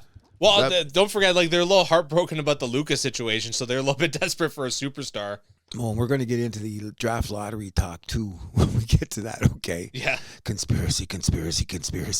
But in any event, I think what's happening in this series, and this is why I've said to them, and they're now, I think the winner from the West will win the Stanley Cup, regardless of Toronto. Yes, NHL players do receive a portion of jersey sales. How much do they? This is from ESPN and CBS. Since when? All sports guys do? At least NHL. Okay, maybe it's new. I think it's changed. I think maybe that's changed. I don't know, but I still hear because guys in college bitched about it. That's why they get their NIL. Okay, so it's not directly from that, but it's basically like it's counted as like revenue from hockey-related revenue, which is the players get a certain percentage of that. So so they throw it into the hat. Yeah. So that guy doesn't directly get it. Okay, that's a weird way of getting around it. But Rantanen is not getting cash. You know who? Wow. Manchester City just couldn't convert a penalty there. We're watching that FA Cup final. We'll talk about that a little bit later. Crystal Palace is up 1-0 on Man City. Okay, anyways, when you're talking about the jersey situation with Rantanen, Benoit of Toronto is going to get as much money as Rantanen on those jersey sales that he just sold by the thousands. So let's put it into perspective. Okay, fine. Okay, that's what he's going to get. So Benoit, you should be happy. Rantanen's not going to. Right, you should be happy, Benoit. See all those Best jerseys? contract in the league, Benoit, by the way. Oh yeah, no doubt. But you know what? Every time those players walk around and they see Crosby and McDavid and all those guys, and they should shake their hands. Hey, thanks for the extra bread, guys. Thanks for the extra bread. You know what I mean? Because I don't see 14,000 Benoit jerseys going off the rack, even though they should. By the way, do you know who was the best-selling jersey this year? On Toronto? No, in the league. Celebrini? No. In the NHL? In the NHL. No, I know it's not McDavid. No. Let me think. Around the league. Not Ovechkin either. Yes, it was. It was. I heard he was top 2, but he was number 1. It was Ovechkin. He was number 1 this year. So he must have went across the finish line because I forget who was number 2. Because Oh, I heard I'm not McDavid sure. was number 3. I forget who it was. An odd person. I went, wow, really? Not McKinnon. Oh, maybe it was McCarr. No, he's not high profile enough. Anyways, he we'll should look be. it up later. We'll be saying that. But Ovechkin is the guy, eh? Good for him. Yep. Good for him. So, yeah, back to Dallas versus Winnipeg. Rantanen, I mean, he's just proving he's the man. Granlund, all of a sudden. Oh, yeah. Good chemistry. All these former San Jose guys getting jobs in other cities, getting their profile rehabilitated. What does that tell you about an organization? But once upon a time, San Jose was a contender way back in the day. So who did they... For like a solid decade. Yeah, and then they just disappeared. I know it's a change of management, but that's pretty sad. Well, and their core got old. That's true, too. But the bottom line is the management didn't know how to reload. Okay? Because Well, they got stuck with all these big contracts. As Vlasic, they gave like the 8-year deal. Yes. Couture, they gave the 8-year deal. Carlson, now I think that was the backbreaker. Yes, it By the way, was. he just got called out by Dubas. Did he really? Yeah, for having a bad season. I did not hear that. Yeah. Like publicly just said, hey, At brother. the end of the year press conference, yeah, he got called out. Ooh. And there's what? Still 2 years not 2 contract. years left. Not good. Trouble in Pittsburgh. People are saying it's like watching Paul Coffey in the later days of his career. Oh God, yeah, because he took that rap too because he was making money. But Paul Coffey brought everybody theirs in his prime, so that's another story. Bottom line is, I think this about Winnipeg. I don't think they're tough enough either to go into Dallas because Dallas will hit them more. And the thing I love about Dallas, Winnipeg's got some dogs though. oh, they got a ton of dogs, but they're not. And they're both good skating teams. I just find that Dallas seems to be, from a physical presence, a little bit bigger. Well, So they throw their bodies around a little bit more. Let's And be look real, at the though, back. And look at the size of the defense on Dallas. let's be real. Yeah, I agree. But let's be real though. This all comes down to Hellebuck at the end of the day. Oh, Which Hellebuck Hellebum? are we going to get? Good Hellebum? Hellebuck or bad Hellebuck? We're gonna get. Hellebum, whatever. He's gonna be hella bummed tonight. Okay. And you I know think he's what? due for a good road performance. Yeah, forget that. He's not my favorite player, as everybody knows. And you know what? Had a shutout in game 2. Hey, Joseph Wall had a shutout in Game 6. So Exactly. So then they're of equal value. Is that what you're saying? I'm just saying there's some light at there. There's some light. I see a light. Always is. Always is. I'm saying no. I don't think they let him out alive. They're going to pretend that Winnipeg's the Alamo. It's just going to happen here, man. Why can't we have an all-Canadian Western Conference I would final? love that, but I'm just being realistic. But I was more confident in the Leafs winning last night than I am of Winnipeg going into Dallas.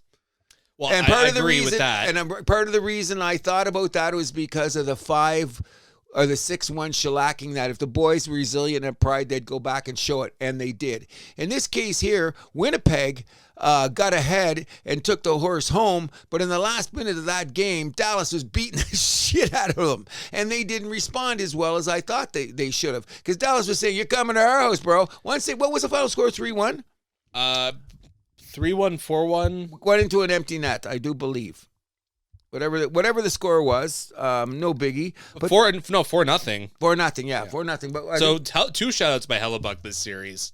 good for him. Good for him. Let's see if he's the MVP that he is supposed to be. Let's see what he does tonight. I'm just saying, I don't have any data, any numbers to back this up. This is just a gut feeling. That's good. You know what I mean? Because don't you do that on what is it? Play Bet Pro. Go with your gut. They got the green guy besides you. Remember? Go with your gut. I don't see it happening. I just think that I'll get back to it. I don't think any team in these playoffs, including Edmonton, rolls their first 3 lines, including Toronto, like these Dallas guys. Their front nine. Has anybody got a better front Jamie nine? Benn's playing fourth line too now, which tells you about the depth that they have. End of story. Playing for, and you know what? He was a bit of a schmuck at the end. Well, he was the head shot schmuck. he gave to yeah. Shifley. Oh yeah, that's a little bit whatever. Okay, He got a nice $5,000 fine. Well, he deserved it for that. But look what they were doing. That's what I'm saying. It got a little like they were sending messages. Hey, you're coming to Texas. Better expect some freaking. Here we go. And you know what I mean? I don't know if that's right or wrong. But I'm saying that when we're paralleling that with the last few minutes of the Leaf game, I would have liked to see more Leaf like that. You know what I mean? Because Dallas was setting the message. We ain't taking this shit. And Florida was saying, we'll give you a little bit more. But it's all water under the bridge now. Yeah, exactly. That's where we're going to go, so I'm glad it's gone that way. But that just told me Dallas is going to come out tonight and try to run them off the freaking ice. And you know that crowd, I don't know why in that stadium, that they say that's one of the loudest barns in the NHL. Why, I don't know. Might just be the physical attributes of the building itself. That's like what San they Jose, they talk about the low roof. Maybe it's something like that. Yeah, but it's low roofs are the best. Yeah. You know, when you have the lows, I remember like that's not Joe didn't have a. You were Joe Louis, right? I've never been. Okay, well, those kind of arenas, how they built it like that, they were allowed because they were round and domed, and so they were kind of cool like that. You know what I mean? You make a lot of noise. And they're like, oh, Maple Leaf Gardens was not high either. No, it got pretty. No, that was a tight. It tight in there too. Chicago was the stadium. They said was Chicago the best. Stadium. They said was the best because you were right on top of it. Oh man, if I could go back in time, like the Maple Leaf Gardens and Chicago Stadium would be like the two I'd want to. Yeah, because you're not old enough. Maple Leaf Gardens. I was 6 years old when they opened up ACC. Oh yeah, okay, so yeah, I was at actually. I was trying to think, was I at more concerts or more Leaf games? I probably was at more concerts than I was Leaf games at Maple Leaf Gardens. I heard it was a good concert venue too. Wasn't bad. If you had the right down there on front in the lower bowl seats, it was great. Beatles played there, right? Oh God, Hendrix played there. Yeah. Everybody played there, so it was pretty, the old school. That's what's going to get tonight. We're going to get one of those loud crowds in Dallas, and I hate to say it, but no, I don't. Hella bum. No, come on, keep Winnipeg on those late on the line commercials. Oh, okay, but you know what? We should both. We gotta cop to this, bro. We said these guys weren't even making the playoffs. Oh, we had to eat crow there. That's what I'm saying. So, I had to eat a bunch of crow with my picks of who would make the playoffs. Put it that way. I wasn't that bad, but my Montreal take. We've been through how wrong I was there. I've apologized. Thank you very Nick very Suzuki much. still won't return my calls, but I digress. I get that, but in any event, that's because you're not really sure. And I thought after Winnipeg went out last year, like just think about this. Yeah, now. Exactly. Okay, like how they went out. So just think about this way: when we start next season, what are we going to be saying about the LA Kings? But let's not digress. We got a long time to go before we get to that. Okay. So, anything else to say for Winnipeg, Dallas? Winnipeg could be the LA Kings that we're talking about tomorrow. Okay, that's all. Which gets us to where now? The guys that are waiting? Let's go. Let's do a Vegas Edmonton next. Best 5-game series I have maybe seen in my life. And when you say it's a 5-game series, that usually means someone got an ass kicking or got away. I'm telling you, it was just maybe the best. Come on, bro. Edmonton's got a knack for having great 5-game series. A couple years ago when they played Calgary, remember that? Yes, another amazing series, 5 games, it was over. Yeah, that's what I'm saying. That's a good comparison. Remember that Calgary season was over and we all went, oh, shit, man. Man, we wish we could have gotten a couple more games out of that. Yeah, because it was the same thing. And if you look at the scores in the games, they were all tight games. Overtime, empty net goal, 1-goal games, like nothing was a blowout. You know what I mean? Mind you, like, despite the close scores, it really felt like Edmonton was in control of the series the whole way. Because the only game they lost was because of that fluke shot that went off, like Skinner out of position off Draisaitl's skate or stick, whatever, and like. Okay, but this is the greatest thing about the Oilers when you put this into perspective. These guys are like, I don't know how to explain it, but they're chameleonic. Is that what you say? Okay, let's see. Look at how this started. After 2 games in LA, what were we saying about Edmonton? We're going to ship these guys down the road. They don't know what they're doing. They don't have any goaltending. Well, I was saying, that's not what I was saying. Okay, you were saying, okay. And I was saying, let's wait. All I said was this. It doesn't start till they get back to Edmonton. But things are... Even though that's kind of bullshit thinking, but... Well, in any event... Down 2-0's down 2-0. You're in trouble. And not only that, they weren't looking good. Down 2-0. No. Okay, that's what you got to remember. They were looking good. Okay, so what do they got to do? They got to switch the goaltender. because Skinner can't stop a beach ball. Pickard comes in, becomes Tony Esposito. Okay. Especially in the third period. And overtime. Insane. The guy gets hurt. Skinner has got to come back. 2 shutouts. How do you do that? You just need a little bit of a rest. Skinner's not a bad goalie. They just play him into the ground. Is that what you think? Yeah, that's my theory. That was my thing about Georgiev in Colorado, too. Like, this guy has shown in the past that he's good, but, like, at least the way I see it, like, these goalies, there's a limit of, like, how many games you can play them where they're still effective, right? And that you can stretch that over time, like, kind of like baseball pitchers stretch him out. Bobrovsky? What about him? Is he in that character? Why isn't he doing that? What do you mean? Bobrovsky's solid. He's played more games than anybody. But he's been in the league for over, 15 years now. Like, okay, that should even be more because he's older. I get your theory. I get what you're saying. I'm just being a bit of a devil's advocate here. But I just think it's amazing, like, after those games, you talk to anybody, like, that's why with this freaking Skinner, you heard all the rhetoric. And this Pickford guy, well, he's a solid guy. Let's just see what happens. And bingo, here they are in the conference finals. Let's be honest, like, Skinner's better than Pickard. Oh, I agree. But Pickard played solid. And you know what? Oh, agreed. I put it this way. I don't think there's anything like, listen, Skinner is probably one of the worst starters. No offense to the guy. If you were to rank all the starting goalies in the league, he'd be towards the bottom of that list, right? But if you were to have him in a good tandem with like another guy there that can like split a lot of the starts, I think that could be very effective. Couldn't Pickard be part of this standard if he grows? He's like almost 30. So he could come around. Stollers is 28. Pickard, I've seen him. He's played with the Leafs a little bit. He's fine as I think he's a number 3. Oh, okay. I think he's a depth goalie. Okay, but he played when he had, and I like. He did his job. I like what McDavid had to say. But the point is, like, the Oilers are winning, like, not or just because they're like their whole lineups are showing up. Everyone, all 12 guys on forward. Corey Perry's been turning back the clock. Evander Kane has been a hero at times. Wow. The defensemen without Ekholm are getting it done, which is probably the most shocking thing. Bouchard is a Team Canada guy. If you take him out of the playoffs. Did you see him? Did you see his numbers alone, though? Like, he's like almost a point a game. That's how he is in the playoffs, yeah. Not only that, he's playing just as many minutes as anybody in the playoffs, any defenseman in the playoffs. Yep. And with all the mayhem going on in the 2 series, he's still a plus defenseman. Like this, you got to give the guy props. And he's playing with Nurse, and Nurse is hitting everything in sight. Yep. And even their third pair, they look. Well, I forget the guy's name. I should look it up on there. That third pair. You know what those guys look like? 2 stay-at-home defensemen that could skate. Do you notice that they just hit people and they put right up the boards, right up the boards? They didn't even go up the middle anymore. So and they stay even, which is what you got to do. If you hope you stay even, like how many people have been saying that this year? If this line can stay even with this line, then these guys. Oh, especially for guys lower in the lineup. You got it, yeah. And they were there. But I like the thing about Edmonton is I just like the way they skate, and they're getting led by Draisaitl and frickin'. And it's not Jesus. just those. It's not just those 2 guys getting it done. It's the whole crew. Okay, so what about that one game when they were down by 2 goals? McDavid had 3 rushes with Draisaitl. They almost scored, but the second line came in and Hyman put it in the puck instead. Because then those guys followed it. Like that, they can. One of the teams I noticed can do that better than anybody, and I thought Toronto could do it too. But Florida has that fucking stupid way they play. Edmonton is one of those teams. Once they jack up the skating, led by those guys, there's nothing you can do if everybody follows it. You can forecheck all you want. You can try to left wing lock. You can block up the lanes. They're just going to circle and fire. And Bouchard firing those pucks up the middle, those passes. Huh. So Edmonton, I'm thinking, and me, they're a front runner, don't you think, for the Cup right now? Edmonton? Oh, they look like they're on a collision course with the Cup final. The thing is, I think the best series is going to be, I still say Dallas is going to win. I want to see that the Dallas. Rematch? You got it. That's going to be a dog Edmonton took them in 6 last year, right? Yeah, and it was another one that could have gone 7. Yeah. Because 2 or 3 of the games went overtime, couple late third period goals. That series was tighter than a drum. So I'm looking forward to that. You know what I mean? It should be good.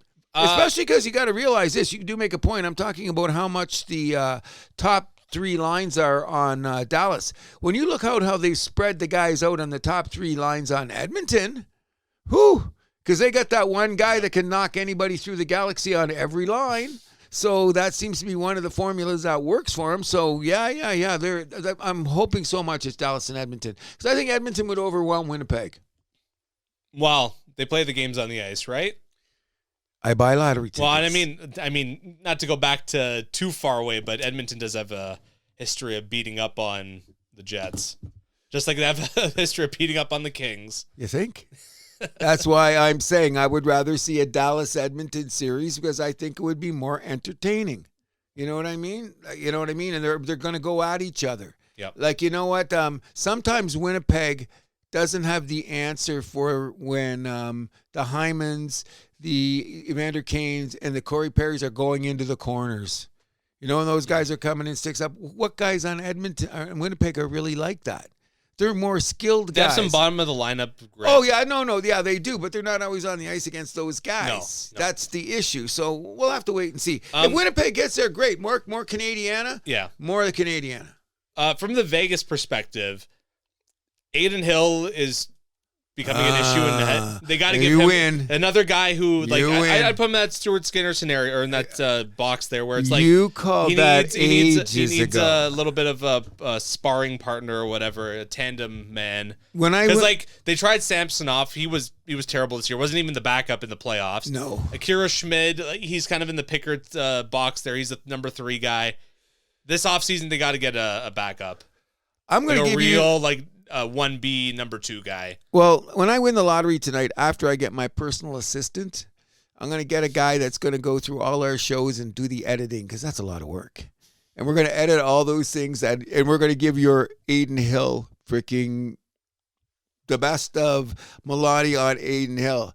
You called it. You said they can't win the Stanley Cup with this guy. By the way, what I want to start doing is I'm going to start listening to all our old shows and like I'm just going to make a list of all of our hot takes and see how many of them came true. Oh, there's a bunch. Because our little like beer bets, see what the score is of that. I think you're ahead in the beer bets if we go back. But I have gone back at certain times and I check the dates. Like, I mean, what we were talking about, and I go and I scroll down. Okay, so if this went on, like I checked, what was the game? Oh, the game was the 15th. So we did the show this date. And sometimes I run back to the show and I scroll through to see what we say about certain things. And it's pretty accurate. And the great thing about this, and everybody's listening, we're not blowing smoke up our own asses, is this. When you've been saying this in the beginning of the season, Vegas is not winning a Stanley Cup with his goaltending. Let's go back to the original show. You pretty well said it. And I'm going, well, he's a big guy. He's done this. No. I want to defend the guy because I want to like him. You know what it is? His positioning sometimes I don't get it. The guy's a big mofo. He's Stoller-sized goalie. But he shrinks sometimes. That's what he's positioning. He leaves these gaps and bang the winning goal in Game 5. Like, what was he doing? Buddy. What was he doing? Stand this way instead of that way, and it hits you. That's what drives me nuts about the guy. He's frustrating to watch. Yeah, I mean, his positioning. If we go back and look at the tape, 3 or 4 of the goals that Edmonton scored this year were just bad positioning by him. Just bad angle cutting and shit like that, like, goalie 101. Yeah. And he does get small for a big guy, doesn't he? So I guess kind of like Martin Brodeur, especially in the later years of his career. Well, we're going to have to see what they're going to do in the offseason. But I don't think Vegas. I think Vegas is going to be back. They got a solid foundation. They got everybody under contract. You know what I mean? Yeah, they look like they were sleepwalking through these playoffs, though. So I don't know what to make of that. I mean, Vegas? Yeah. Only because they won so convincingly in the first round. Even the first round, I thought they were sleepwalking against Minnesota. I don't know. At the end, because you know what it was? It might be because of injuries. Like, I'm curious to see, like, this weekend we're going to find out who was injured with one, who's going to get what surgery and all that. Okay. I'm very curious from Vegas to see what that Okay, so I'm going to look at it from this perspective. When Minnesota, who was a good team back in January, it looked like they got all their things together at this time, beginning of the season. Especially around Christmas. Yes, okay. Now, they came into Vegas, and they were really freaking giving it to them to where we went, whoa, maybe this is the Minnesota that the Christmas December or Christmas January, okay? Then all of a sudden, Vegas flicked the switch, put the hammer down. Vegas went home in 6. I mean, Minnesota went home in 6. So I thought, okay, they figured it out. They got a scare from Minnesota, who was a good hockey team. Let's not put down Minnesota. I'm trying to say they're a good hockey team. So they figured out, hey, this guy's a good team. They turned the switch. Then when they got into Edmonton, I thought that maybe they thought they could maybe bully Edmonton a little bit more, like they bullied Minnesota at the end. And you can't really bully Edmonton. No. You know what I mean? No. They're not going to be a team to be bullied. You know what I'm saying? That's why a lot of people are asking for the Florida-Edmonton rematch. But the way I look at both teams right now, I think that Edmonton would blow them off the ice, in my opinion. I think Toronto would be a better matchup for Edmonton than Florida. Of course, would be, but it definitely wouldn't be Edmonton going down 3-0 to start that series again. Oh, no. That's going to happen. McJesus is going to make sure that's not going to happen. You know what I'm saying? But what I think about it is, when I was talking about that, it's Kulak is the guy that's back there on the defense for Edmonton. The guys there. You know what it is? They're all former Hab. Yes, yeah, I didn't. He's gotten better, obviously. I always thought he was a solid third pair guy, even back when he was on Calgary. We let him go, like we let a few guys go now, like Vukovic and Jersey. A couple guys around. I get that. Okay, but in any event, like the guys like Kulak and the other guy I play with, they're gnarly. Like those defensemen always play gnarly. Do you notice that when they're out there, they always got that look like they're going to be up to some kind of shit, even though they're the fifth or sixth guys. But they're pretty. That's what I think makes the difference is in your depth, which is the same thing when you could say about the Leafs because they're nondescript in their defense and what you got to do. If you got 6 guys playing 20 minutes, you're solid. Edmonton's like that except for Bouchard. Do you see the Leafs ice time last night? I think Benoit actually led all Leafs in ice time. 21 minutes. Only guy over 20 minutes, I believe. Yes, and that's a solid way to play. But if you look at, that's what I did. I go in here and I look at the numbers. I've been looking at the Edmonton numbers on the skating time, and their defensemen, except for Bouchard, who's played probably as many minutes as any defenseman in the league. All those other guys almost play exactly the same minutes, within a minute of each other. So, because Bouchard gets the power play time. Yeah, the power play,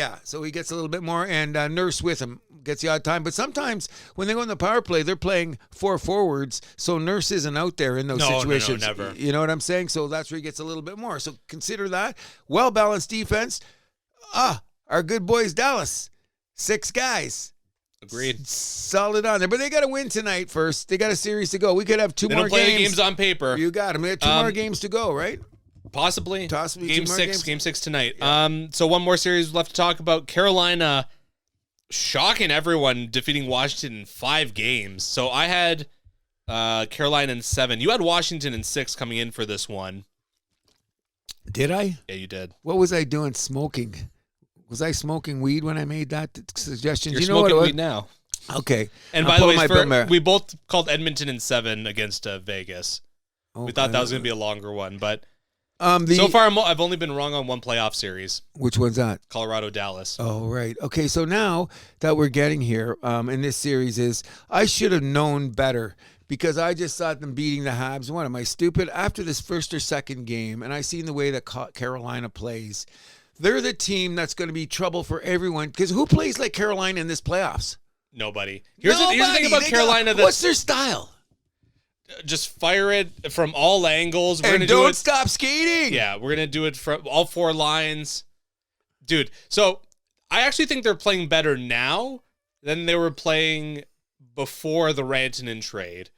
I think so, too. So losing Nashas, but now they have Taylor Hall. They got Stankoven. Yes, it's okay, and not only and they got all those draft picks from Dallas in the Rantanen trade. So this offseason they're gonna have an opportunity to do something big as well. Carolina, it's looking very much up for them. Okay, so what did I tell you? And they have 2 of the best rookies these playoffs as well, Jackson Blake and Logan Stankoven. Yes, they do, and Blake looks good, and he's playing with my buddy Kokamini a lot. Yep.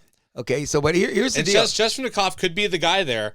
8 goals in 10 games. Only 1 assist, but... Okay. Oh, well, what's that telling you? Yeah. Okay, he's a great cherry picker, but so is Nylander, so it doesn't matter.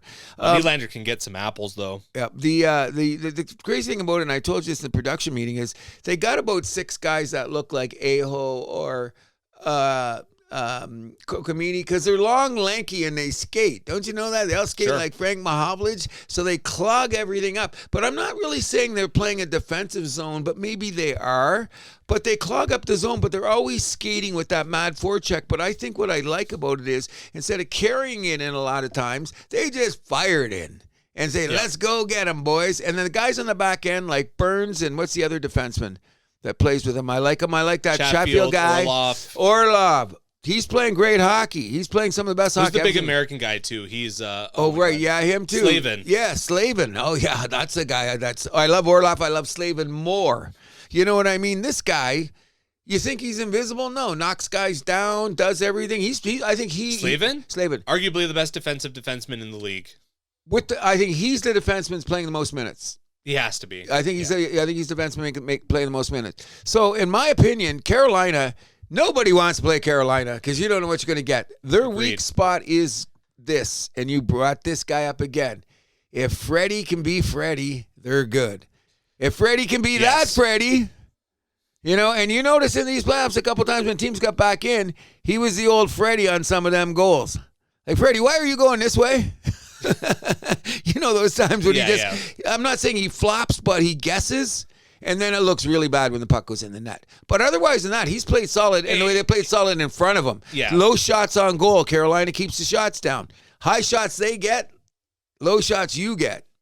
Good formula. Yeah, and they got those wingers that are just like, they're like bumblebees, these guys, the way they just go after that puck. And not only that, they're all 6-footers. I was looking at the lineup. I think only got one guy that's under 6 foot that plays on the front nine. One of the guys in the back nine, of the fourth line guys. Blake? Yeah, I think he's 5'11". Yeah. Or 5'10". Yeah, his dad wasn't that big either. Yeah, so that wasn't there. But the rest of the guys, look, Kokamini's 6'2", 6'3", Oha's 6'1". The rookie kid, the other rookie Stankoven's big. Yeah, that's Sheshnikov's big. Yeah, they're all big motherfuckers. And they all can skate. That's why, Jordan Stahl's big. Jordan Stahl's big. We've read about Jordan, and he's playing some of the best hockey. That's the dressing room guy who's performing. And you know what? He was my favorite Stahl. In the prime of all the Stahls, he was always my favorite. Really? Over Mark, Eric. Even Eric? Over Eric. No, I like Jordan better. Something about him that I like. I loved Eric Stahl. Because the way he played. Eric Stahl was a cool player. Yeah, the way he flew around out there. But there was no disrespect to Jordan. No, but I liked about Jordan had something a little different. Maybe it was the penalty kill, the defensive side of him. Not that Eric Stahl couldn't play defense. No. But I think Eric Stahl was the best skater of the three. Don't you? Definitely. Best skater of the three? Fuck, he could fly. But anything else to add for that series? No, we're just saying that if you're going to be in the future and you got to play Carolina, good luck. Absolutely. Okay, so before we go, our picks? we're leaving. Yes. Well, hold on. We got a few. We'll do our picks and then we got a few more after the notes rest for hockey. Okay, we got a few things to say. So about last hockey. weekend, I was 3 for 4 on my picks. You were 2 for 4 on your picks. Again. I told you Vegas was going to win that game 3. So this weekend, only 2 on the docket. These are worth 2 points, remember? Yep.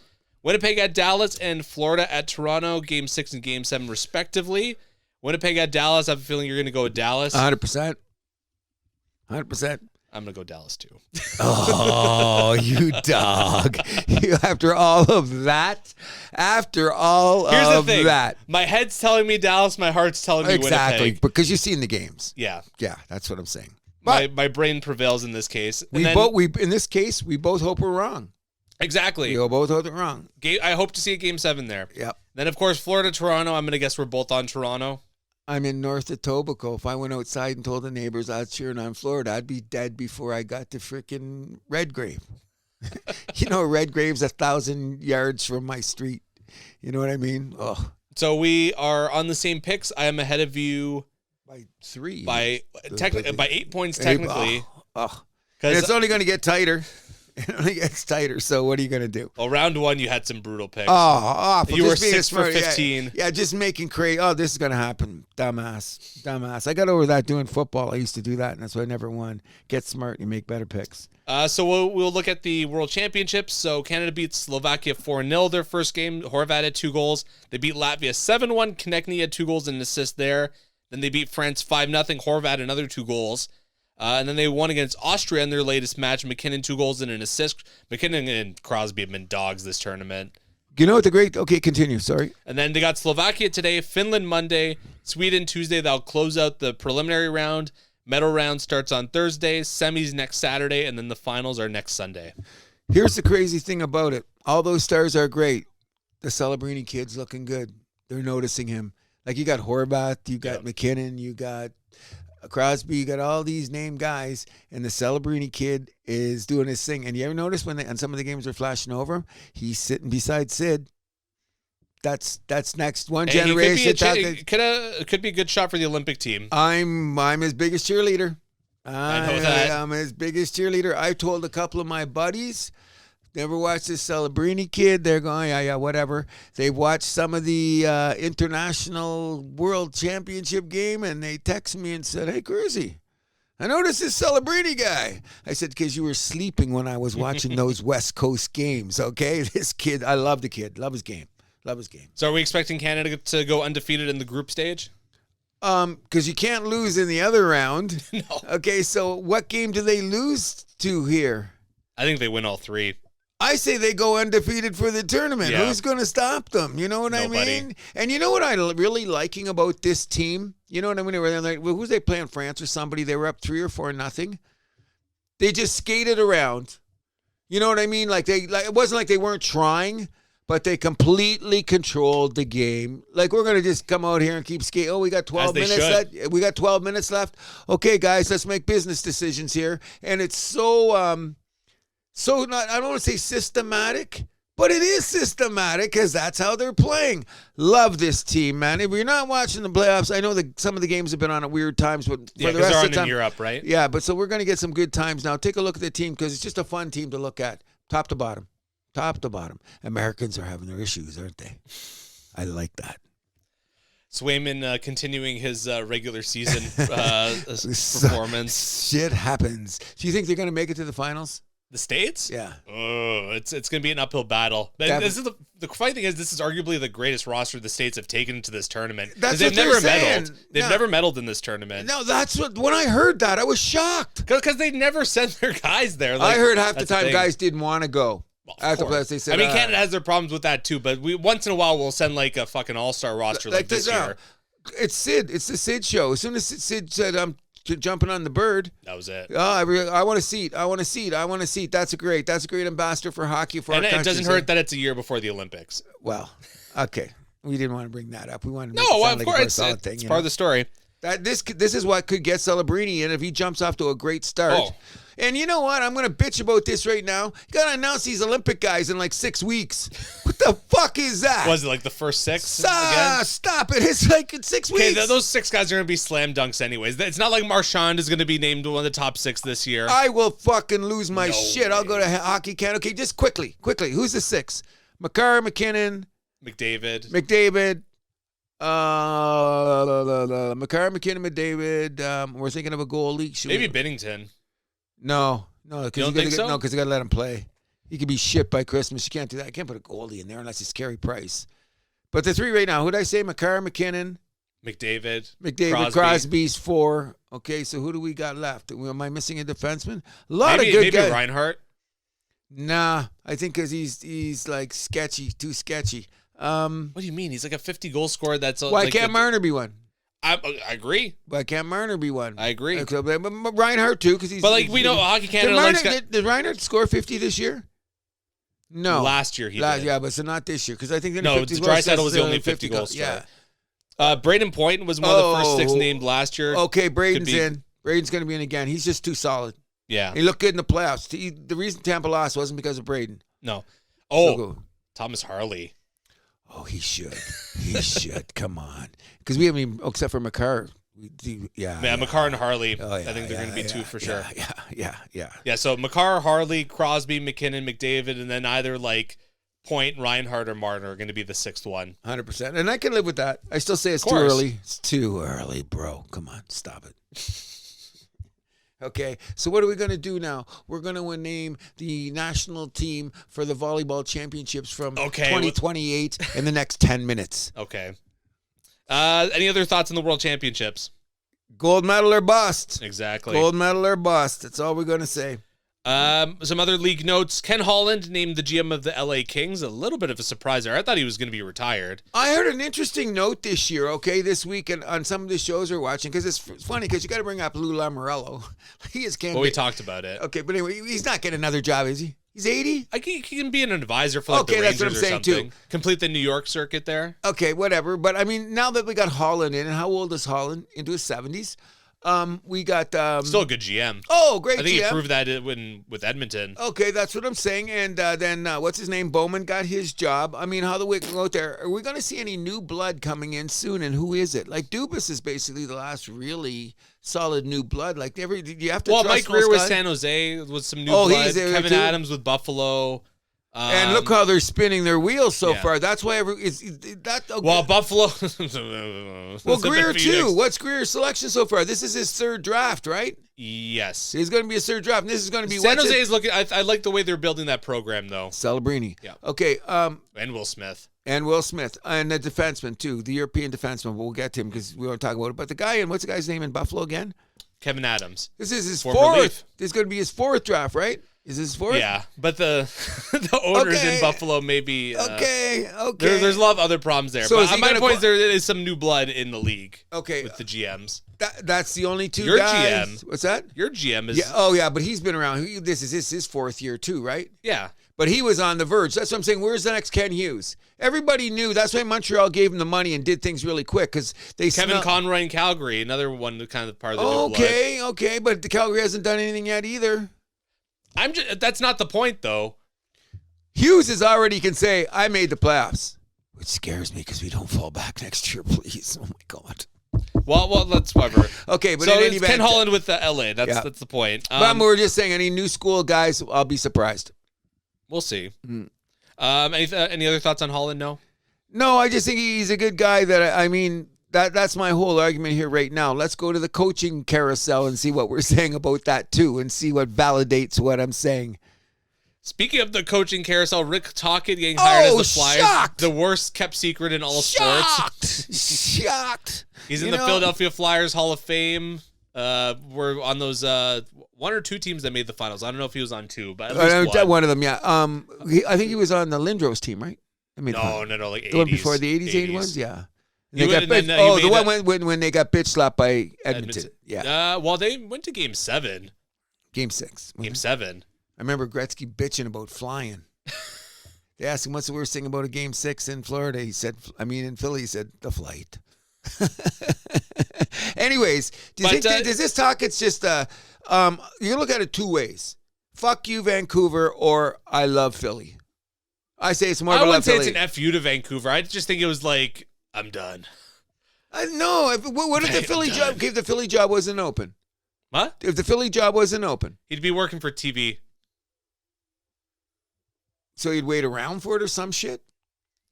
Well, I mean, he's good on TV, by the way. That's what I'm saying. If you're on TV, like you're still in sight. You're not exactly out of sight, out of mind, right? Oh, I got you. Okay. I don't think Taco was like. I don't think there was any urgency there. I think he knows his value. I think people know he's a good coach. Yeah, and if he had to wait around for a year and be on TV, I think he would have been so be it. Oh, but the Philly job was open. He's young. As soon as you heard the Philly job was open, okay, come back to our show, and I'm going to go to check the date.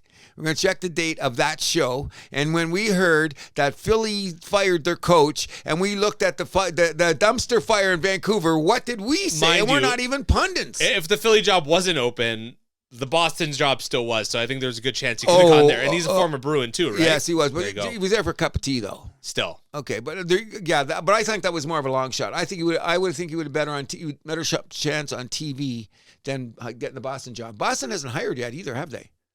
Don't believe so. Could be interesting. Boston's an interesting situation. We got to keep an eye on them for the offseason. But they okay with that Adam Foote? Adam Foote promoted to head coach in Vancouver. Okay, and you understand why, right? What they were saying? Quinn Hughes.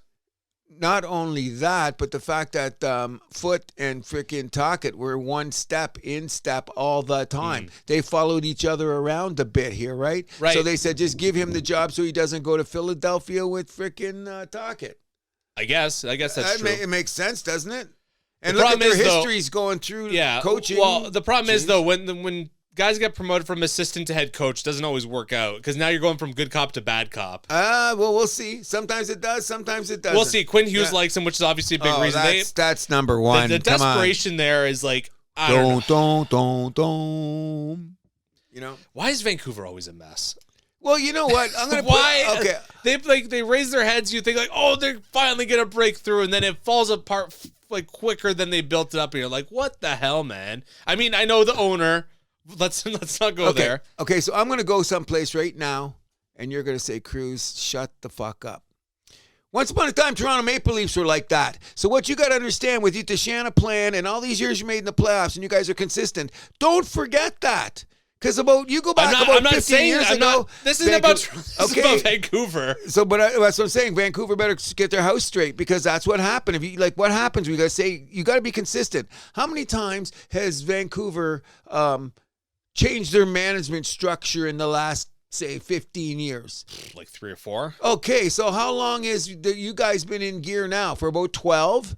Yeah, well, Shanahan's been here 11 years now. Okay, so and what is that consistency Garnished you. Exactly. Okay, so Vancouver, that's what I'm saying. Back in the day before that in Toronto would be changing coaches like they change their underwear. Oh, I know. Okay, so, and what have they proven? You got to have consistency. Vancouver is not showing that consistency, hence the reason every few years they did that. My It's just beloved Montreal Canadiens were just freaking throwing shit at the wall, and sometimes it stuck. But now we're on the consistent basis. Like, you think if Bergeron was any freaking Bergevin was any generational freaking great general manager, stop it right now. Bergevin, I think, has the most bizarre line I've ever heard from a GM in my life. When he's talking about, I got to think of the draft picks for the next guy who has the job. What? The next guy? You know what's funny? I looked up dumbass the other day in a dictionary and I seen somebody's picture, but I'm not going to say who. Okay, come on. You know, sometimes I wonder how it operate. But anyway. Either way, back to Vancouver. No, get back to the whole thing. Tampa Bay. Consistency. Carolina. Florida. Yep. Vancouver. No. You think they'd be taking notes? Winnipeg changed their tune. But it's always been the same GM there. That's what I'm saying. Yeah. Took a while, but look at all since day one, it's been the same GM. Shovel day off. Okay, and they went through some coaches, but who doesn't? Oh yeah, that's a gimme. That's every general manager. They got to do something to shake the team up because they can't fire the team. But 2-0 Crystal Palace. Oh gee. In any event. What we're talking, it's a consistency that's going to do it. Every team in the league that's been there right now, like Dallas has gone back to the thing. Jim Nill's been there, 15 years now? Oh, I don't know how long. Vegas, how long has McPhee been there? McPhee and Buddy. I mean, Buddy's GM been there since day one. But McPhee's been there since day one. You just look around at who's doing this. It should be a template, like in the NFL. If you don't have an O-line, you ain't going to get a football team. So I think good point. You know what I mean? But like you're talking about the guy in Buffalo, the Pagulas, which is so weird because they don't touch the football team. But they're so hands-on with the hockey team. Oh, it's just... I don't get it. They should look... Because they think the NHL's like small potatoes compared to the NFL? I don't know. I don't get it. I don't either. Like you let somebody else run that business, but this one you want to drive the car. But you don't know how to drive a car. You don't know how to drive stick. And you know what I hear? I hear they're really good people. Like, I mean, as people like that. I mean, they sent out a questionable memo a few years ago to the team. Oh, that was dumbass. That was like DEI shit or something. That was they were saying like one of the their goals, and one of the goals was for the owners to keep their lifestyle up. What? No, I know. What? I like dumbass. It. No, but I mean, hey, I'm me. I'm me. Yeah, but if you're just like Johnny, I pay your salary. Yeah. I own this. That's ego. Oh, exactly. That's ego. You know what I mean? And in psychology, the ego is the child, right? And listen, I think that their daughter is still going to move up the tennis ranks a little bit farther. We got to get past Buffalo, but that's what I'm saying. It's ego wreck shit. Yeah. That's why Vancouver. Continue. Go ahead. The rest of the notes. One last thing. So Sam Gagner retired and will join the Senators as head of player development. He's the only player in the last 36 years to score 8 points in a game. Wow, that's right. Was that against you guys? It was against Chicago. Oh, Chicago, okay. 2011, around there. I think I was still in high school. It was a crazy game. Yeah, it was a crazy game. When you're put in the same conversation as Gretzky and Paul Coffey with the Oilers. Yep, but there you go. But it was only a one-off. This goal might be coming back. Oh, yes. I believe it is. Anyways. There's one more note, didn't you have for both the NHL? Or that was it. Okay. Anything else you want to add? No. Just before we go, and we'll probably sign off with the same way, keep your eyes on the screen, people. The NHL playoffs have been exceedingly better than the sport we're about to talk about right now. Yes, we love the Stanley Cup playoffs, but we will turn it over for now to the NBA playoffs, where we're quickly wrapping up the second round with a number of surprises, especially in the Eastern Conference. Indiana bitch-slapping Cleveland, and New York beating down the champs. Okay, so first of all, we always know you got to put the lineup on who you got. You put on the lineup no matter how it is, okay? I will give Cleveland, I got just an ounce of they were in, I don't want to say self-destruct mode, but the fact that they had a lot of guys that were limping, still no excuse but. And they played those the game. those games that they blew in games 1 and 2? No, I'm gonna take it one step further than that. No matter how badly you are hurting or how badly things are going on, when you get beat like they did in game 4, was it game 4? Or was it game 3? Whatever game it was, you just cannot, what the coach said, complete domination.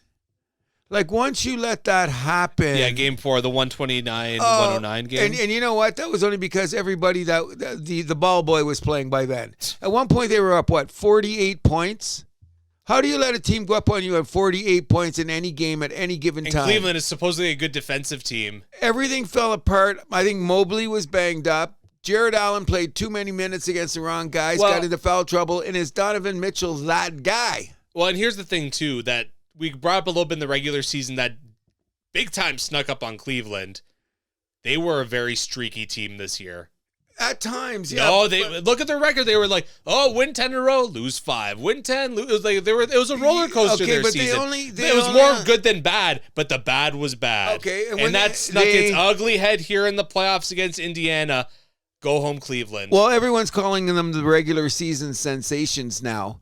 I'm just thinking, that's what they're called because of Donovan Mitchell, too. What has he done in the playoffs in his career?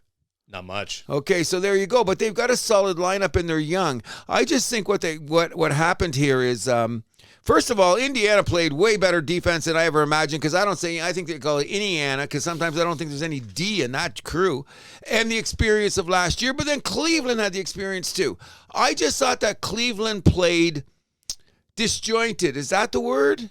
Like, they just didn't seem to have their going on. Like, okay, when I was looking at it, like, sometimes when you'd see Mobley and Garland out there, they didn't seem to have that smooth transition I was seeing earlier in the year. Is it because of Indy's defense, or was it because of nagging injuries? It doesn't matter. It's over. Probably a combination of all that. Agreed. But what really sells the deal on Goodbye Cleveland is you cannot have a game and get beat like that. You know what I mean? You just can't. It was like, oh, come on. It lost in 5 games too, guys. Oh, that's a period on the sentence. And to lose in 5 games like that. You know what I mean? And open up in your house 2-0. You know what I mean? Like, it was all. And did you see how quiet the Cleveland crowd was in game 5? Wow. And of course, Halliburton was just freaking throwing it up there like $1 million, because sometimes I think weird things happen in sports, like when you tell your peers, say, you're the most overrated guy in the league.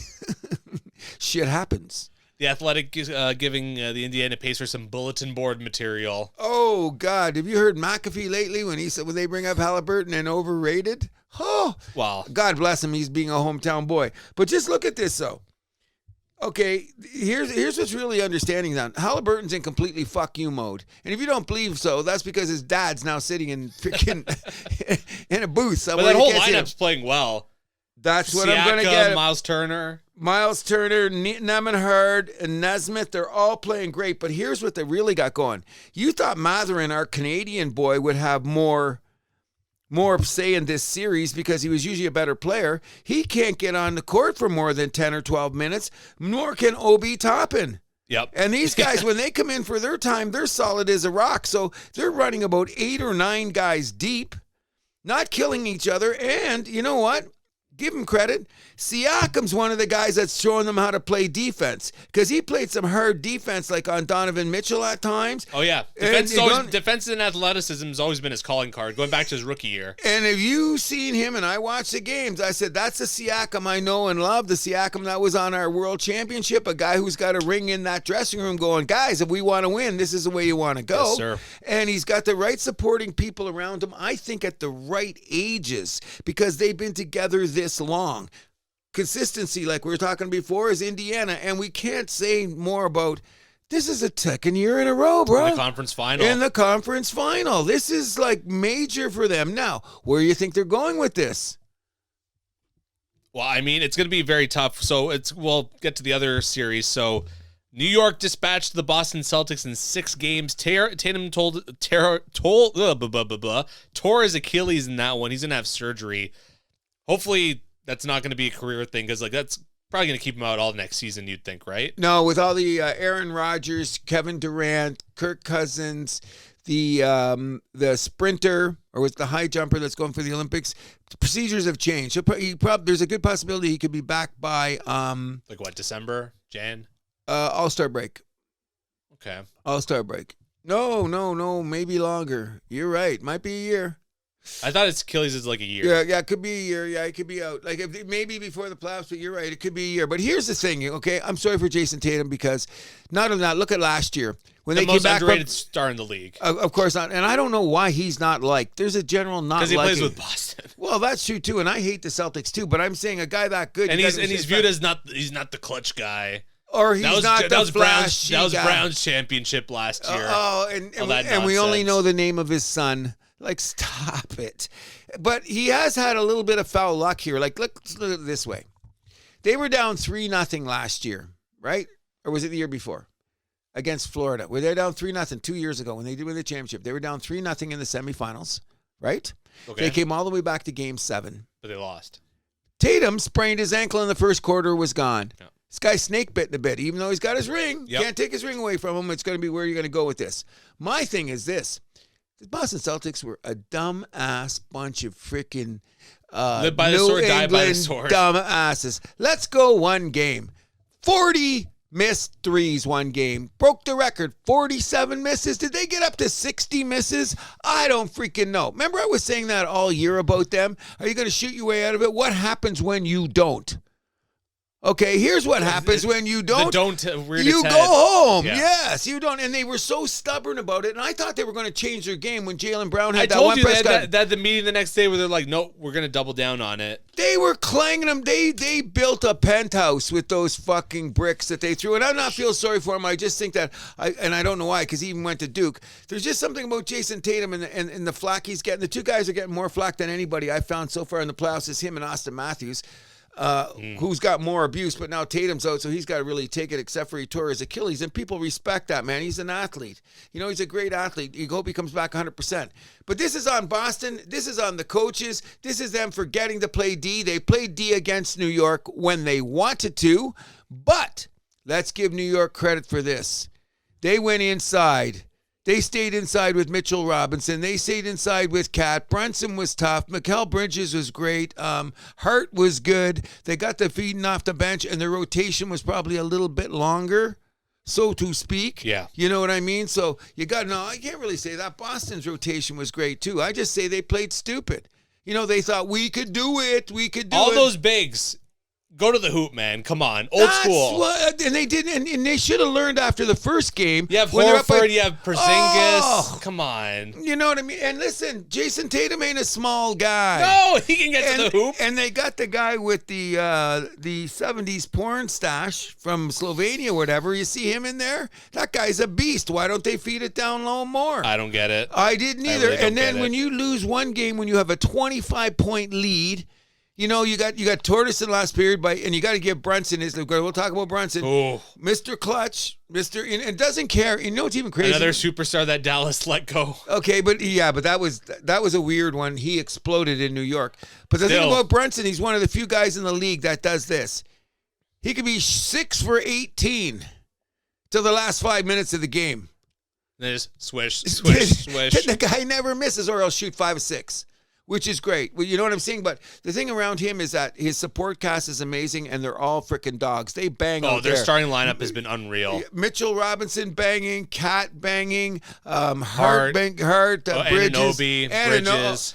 Let's give a huge shout out that's two Raptors we can talk about. And the two that supposedly didn't get along the best. Yeah, but they're because they're playing for the same spots a lot of times. Yeah. They're for their own space. Anunoby, everybody will tell you, even the smart people that you talk about, pundits in the NBA, all say Anunoby is the New York Knicks Swiss knife, weird, most valuable player. Most of all because what he does on defense. But he's not afraid to. How many big threes did he make in this against the Knicks? Against the Celtics. He made some huge threes at big time that took him over the edge. I say Boston, you know what? I'm giving the Knicks credit. They won fair and square. But in my back pocket, I'm saying a little bit more. Boston had a lot to do just as much to do with their losing as the Knicks playing good. Boston definitely beat themselves. I'm with you there. But you got to give credit to New York for getting it done on the court. Oh, yeah, all the time. Brunson was there. As we were saying, go New York, go. I'm getting tired of that. But one thing you got to say about the Knicks, because this has been going on since I was a kid, and it's always been that way about New York City.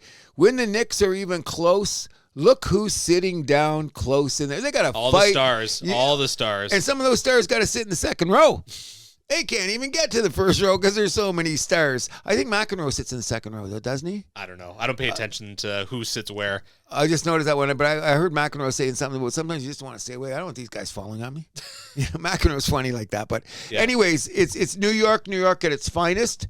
It's going to be shoved down our throats now. The question is, when you got Indianapolis in New York, we're going to have to make a pick about who's going to win this series. Absolutely. But let's go to the other second rounds before that. Yep. This is also the Knicks' first time in the conference finals since 2000. Is it in the conference finals? Yeah. And was it also against Indianapolis, or was it against... I think that would have been against Indiana, yeah. Indiana too, because I think, because it was Pacers-Lakers in the finals that year. Yes. Pacers, Lakers. You're right. So that would have made it good historian there, buddy, for a young guy. That would have made it that. So, and these guys are traditional rivals in a way. They got history. In the 90s, you think of those Reggie Miller, Ewing battles. Reggie Miller versus the New York Knicks. That's one of my favorite 30 for 30s. Oh, it's just so good. And you know what? You know the beauty about that? I watched every one of those games in real time. And I was cheering for Reggie Miller, to tell you the truth. How can you not? Oh, of course. Reggie was Reggie. And it started in California when he was playing for UCLA. And I thought he got drafted a little bit high, just to get off subject for a second. But all I heard about Reggie was he had to be tough because we mentioned many times before, we got your sister kicking your ass every day. Sister, arguably the greatest women's basketball player of all time. Imagine that. And he's copped to it a number of times. Because when I got older, I got to push back. But imagine that. You got to go out there and your sister is kicking your ass. Oh, people would chant, Cheryl. Oh, yeah. Cheryl. Oh, yeah. I know that. Or you're the second best player in your family. Yeah. Oh, God. But, hey, it made for great theater. Reggie made his own thing. He's great on TV. Oh, fantastic. What do you think about him and that little thing that came out about, we didn't talk about it enough because they brushed it under the table pretty quickly, about production meetings and what you say coming out of there. About what he said about Riddick. That went by pretty quick, eh? Riddick, you mean? The coach of the Lakers? The coach of the Lakers. I didn't hear about this. He said, because when he got after the press conference and he got a little snotty and you know, I just thought that was competitive. Okay. That's Riddick. What was it, though? They said that he's gnarly in the meetings, too. Oh. Well, that's already, you have to be in here but that's supposed to be something that doesn't come out of the meeting. What's supposed to be in the meeting stays in the meeting. So they say Reggie kind of crossed the line, but it swept away really quickly. They probably got on the phone. Yeah, they probably talked it out. Yep. So the other conference semifinals, Minnesota versus Golden State. Curry went down in game one. Minnesota just did not look back. Over. Jimmy Butler had one good game down the stretch, but it looked like he's more of a Robin at this point than a Batman. Then it is always proven he was always a Robin in a Batman role, even when he took Miami to the finals. Took him to the finals twice. Okay, but he was more prototypical. He might even been a Green Hornet, not a Batman. I don't know. Oh, Green Hornet's still a number one. He had Bruce Lee. Wow. He had Kato. Kato is far more Batman and Robin. He'd kick the shit out of Robin on a good day. But that's not the point. Well, Robin becomes Batman later, so I don't know about that. There you go. Anyways, as soon as Curry went down, this series was over. It was the only chance they had because they could only shoot them out. Here's the thing about Minnesota, and if they play their cards right, they're going to be great about this. Do you know that Anthony Edwards had 2 shit games in this series, and they still won in 5? Yeah. 2 shit games. You got that's not. And I love Ant-Man. Everybody knows me and Ant-Man. We got our thing here. But go back and look at some of the numbers. He had shit games. What is going on here is this is smart coaching from what's his name right now. They got right down the middle. Gobert is now learning suddenly. Put in the layups, buddy. That's all you got to do. That trade is bearing ton of fruit right now. All of a sudden, we were questioning that when it happened. For both, because Julius Randle is now playing the best basketball of his career, and he's a big guy, and he can get down in the low post as a power forward. And who do they have come flying off the bench at any given time at his 6'8", 6'9", sorry ass? Naz Reid. Put those guys down the center with what's his name? That Jaden Daniels guy, is that his name? Coming off the bench. McDaniels coming off the bench, man. Look at this guy. He's shooting 15, 16 a night, and his D is unbelievable, and he's banging on the Currys, and he was banging on the Jimmy Butlers, too, because Ant-Man's an okay defender, but I can't say we're talking about his defense anytime. No one's going to put an elite defender Not right yet, next to him. But he should. But you want to go there because Jaw's getting his defense props, and Shea gets his defense props all the time. But the bottom line is this series was over once Curry was gone, because who's going to shoot for him? And they had no height to battle with this. You're watching every game. By the third quarter, this is over. They'd have their little Golden State run. I'm just surprised that Minnesota dispatched the Lakers and the Warriors in 5 games each. Okay. If you were to say that at the beginning of the playoffs, people would be like, what the fuck are you talking about? I would have said I should have looked a little bit more closely, and I'll start stuttering right now, okay? Gobert, Randall, Naz Reid. I got you. And with Ant-Man stirring the drink and McDaniels off to the side making shots, this is a great formula. This is a formula for, Minnesota to win it all. That's a big, I don't know if I'm going to go there yet, but if they do, look in the playoffs. They beat LeBron and the boy, but then here's the difference though. Who did any of those teams have down the middle to defend? Well, exactly.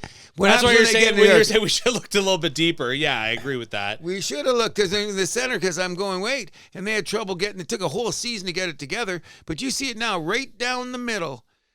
Anybody that's left, who's going to be down the middle to fight them like that? All the teams that are left. Yeah, exactly. So, that's except for I don't think that quite Indiana has that. Even with Turner? Turner, who's he got beside him to really do that? Siakam. Siakam's not big and banging like that. He's okay. He's good on defense, though. Great on defense, but I mean, like when you got to I think he makes up for it. But I mean, in the boards in there, when you're attacking the boards and it gets all elbowed in there. They got Miles Turner. They got that other young guy too. But Matherin is good like that, so maybe he'll see more minutes down the road than the other guys because Indiana basically was freaking having their way. Agreed. You know what I mean?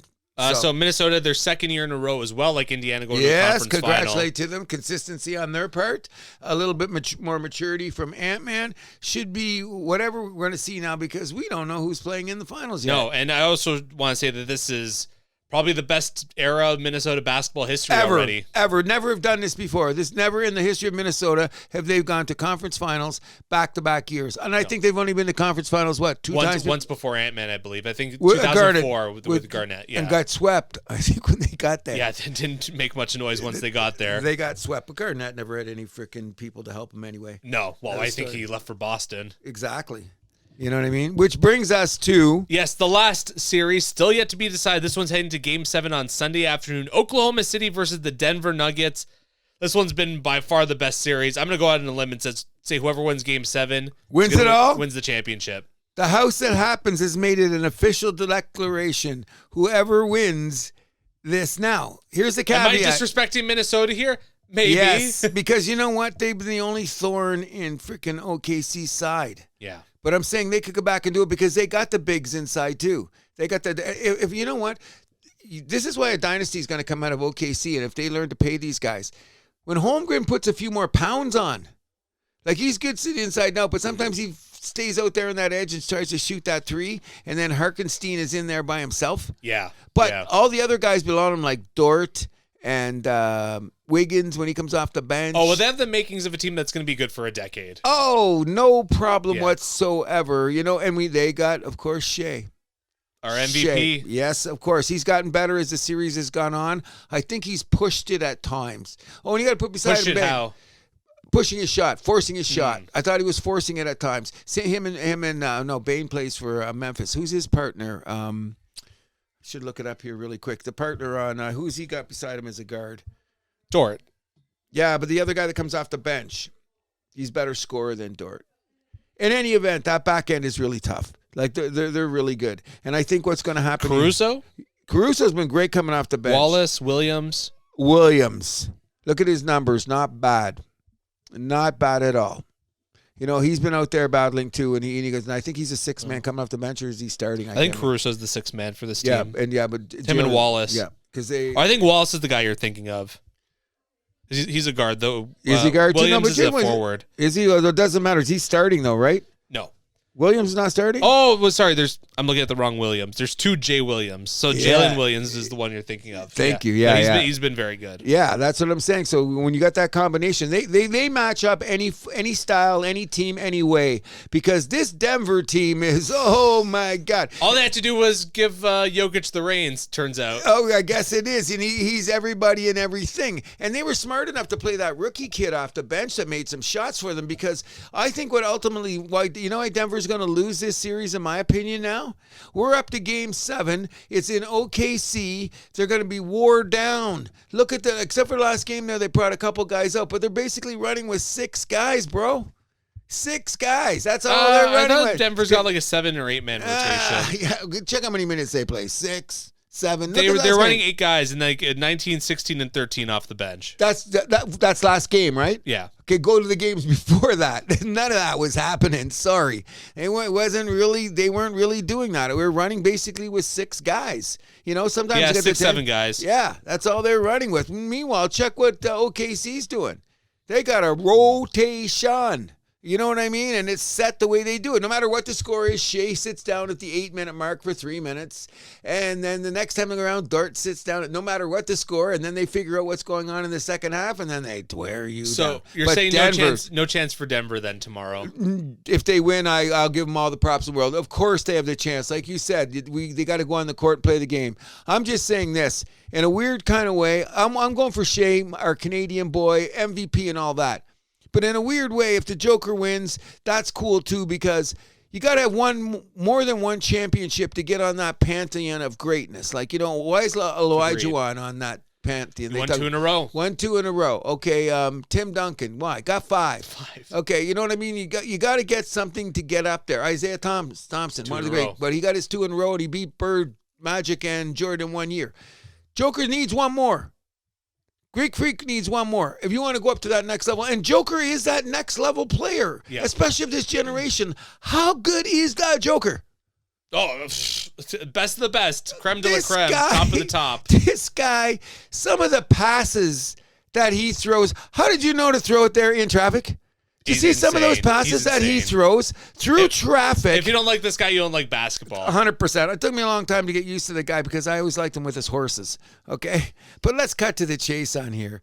This guy is unbelievable. Passing alone in this playoffs that I've seen him hit when he can't make a shot, because sometimes he's like every other player. Sometimes shots are not going down. Yeah. He hits guys with passes that I just go. He hits Aaron Gordon in the corner with Magic Johnson-esque. Exactly. Like, where did that? And sometimes he's not even looking. He's going this way and throwing it that way. And that guy is so far wide open. It is ridiculous. Yeah. Unbelievable playing. That's why it's a drag that one of these teams has got to go home. It really is. This should be the conference final. This is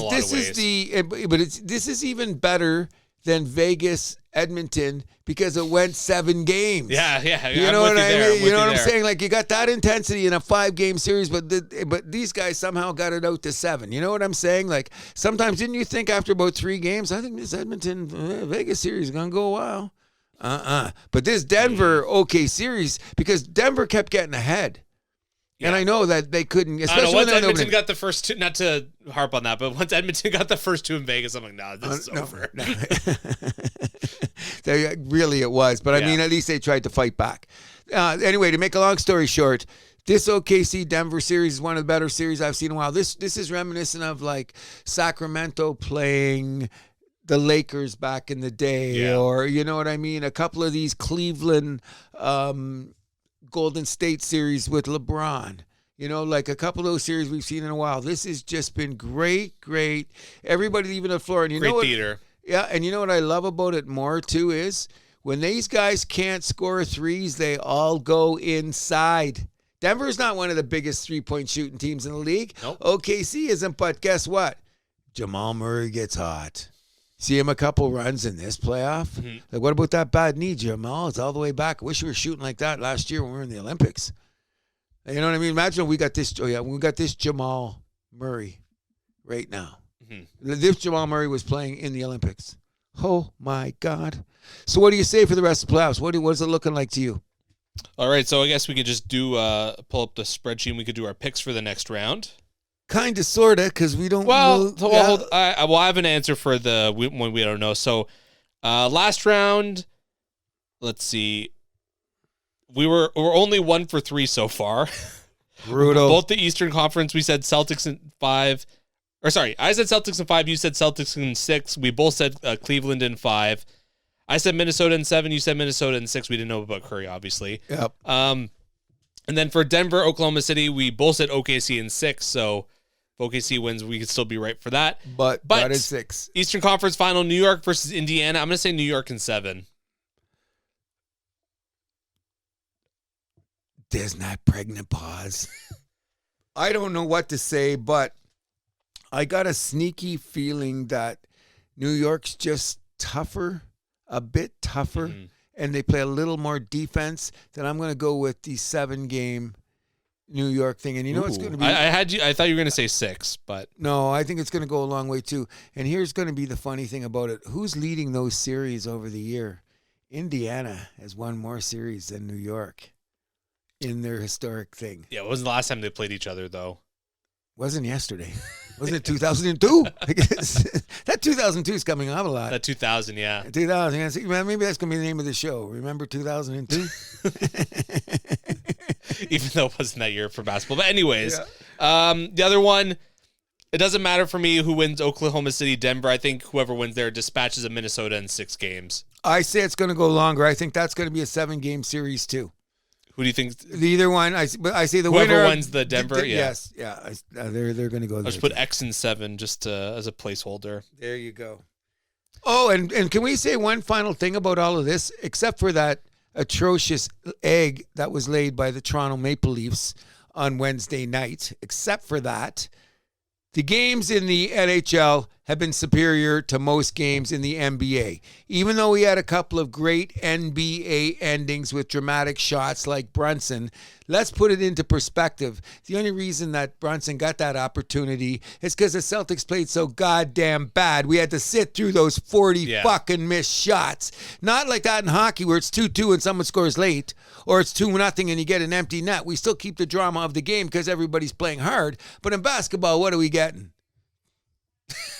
Okay. Some other notes in the league. Mavericks win the draft lottery. Spurs second. 76ers third. Fixed. No. Fixed. Where's your evidence? I called Colombo out for this one, okay? Okay. I called Colombo, and he said, listen, we got to keep the Lakers relevant. Lakers? Mavericks, you mean? No, we got to keep the Lakers relevant. What does this have to do with the Lakers? Because when Dallas was dumb enough to let Luka go to the Lakers, and they seen what a big market Dallas is, and everybody losing their mind and jumping off bridges, Adam Silver says, you know what, Dallas, you deserve better than that. Just because you're making the Lakers relevant for the next 10 years, we're going to give you the first-round pick. Okay, there's Cruz's conspiracy corner. Michael Jordan to join NBC as a special contributor this Before fall. I go, isn't that insane? Isn't that insane? That he's on TV? No, the other thing, that my conspiracy Mavericks? theory. Isn't that insane? It is insane because it didn't happen. It's okay, now let's get on to reality. Yeah, Michael Jordan to join NBC as a special contributor this fall. I imagine he's going to be there like half the time. He's going to be like in his house, like on a Zoom thing, and then like some of the time he'll be in the studio. You know what I'm hoping to get? This is the Michael I'm hoping to get. Like when we seen The Last Dance, I'm hoping we're getting the Michael with his legs crossed, cigar in his hand. Yeah, I can see that. With the drink in his head and red-eyed. Yellow-eyed. What are you talking about? One time on the thing, how many joints did he smoke before he did that interview? Because he didn't do all the interviews at the same time.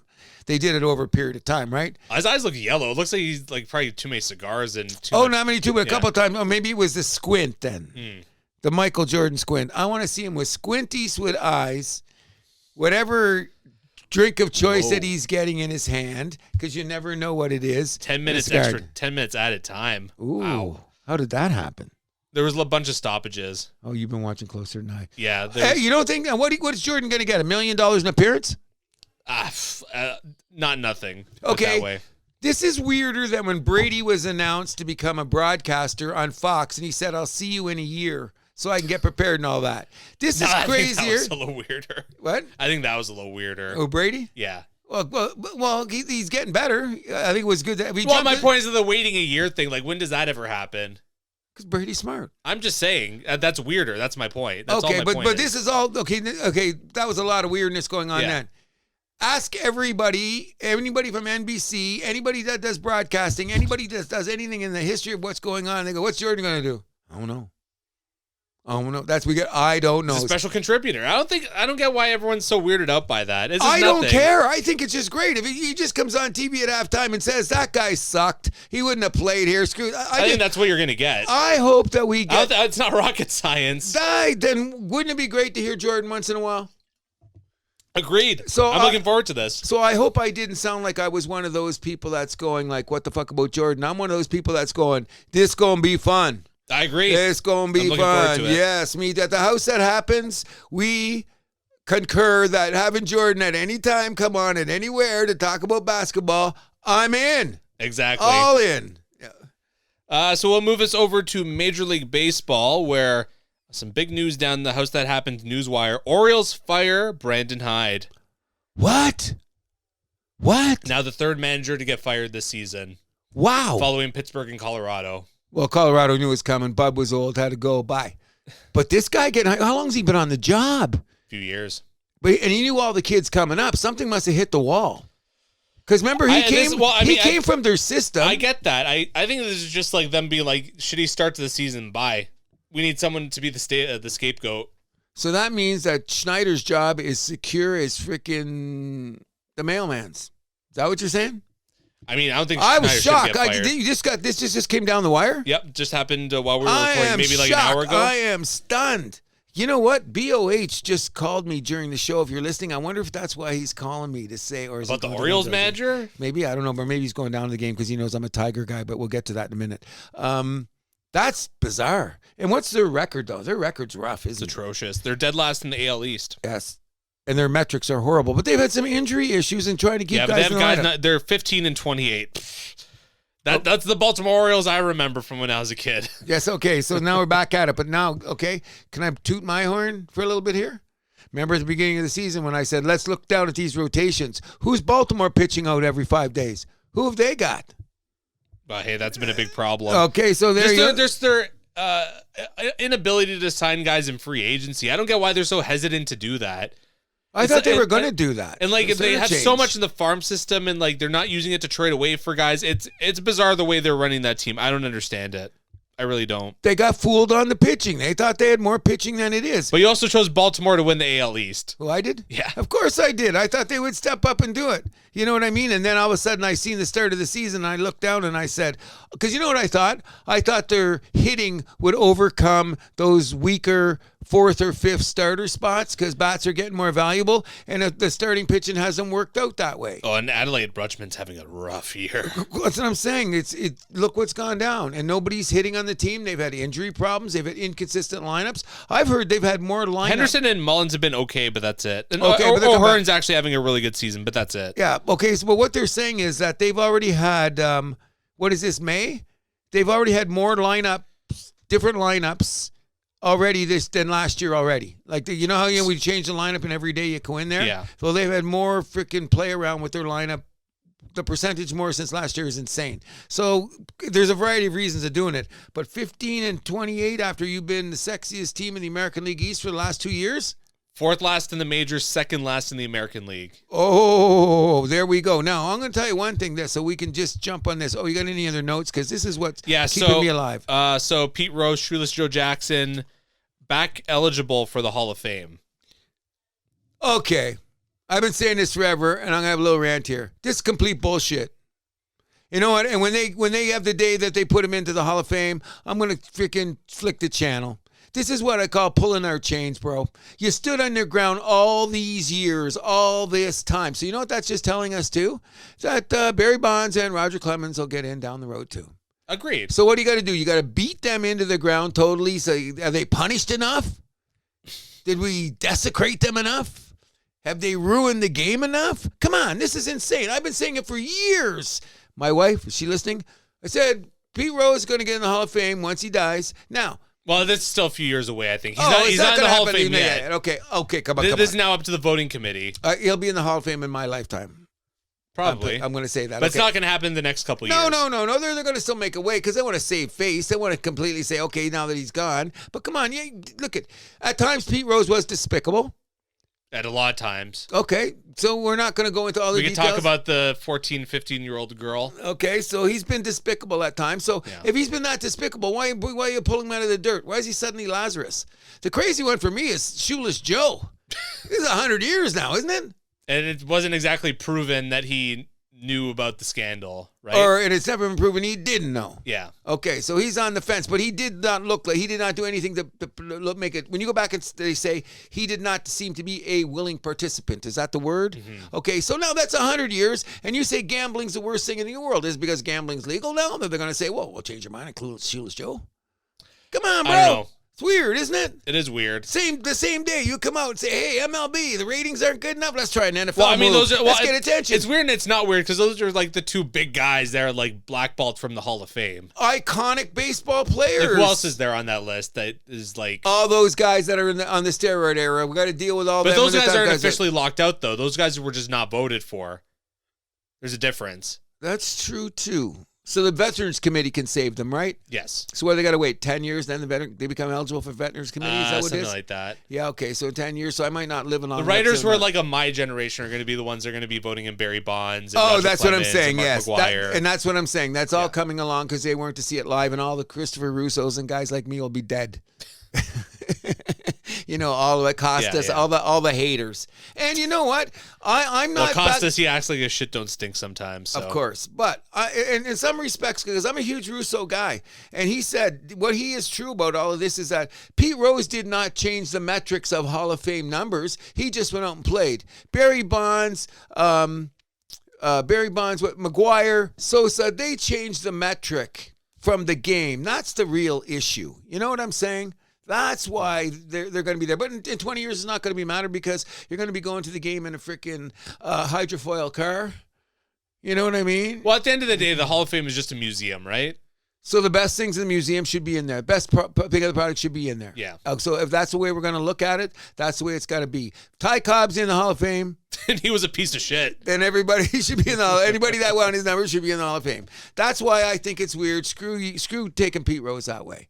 And you know what? I was never a big Pete Rose fan. Back when I was a kid and I first started watching, and still to this day, the Big Bad Machine was one of my favorite baseball teams. Like, you got to figure I'm going to... 75, 76, back to back. Okay, I'm 16, 17 years old then. You don't think I'm as a sports guy I am now. You don't think I was freaking hard? That was the beginning of my hardcore years?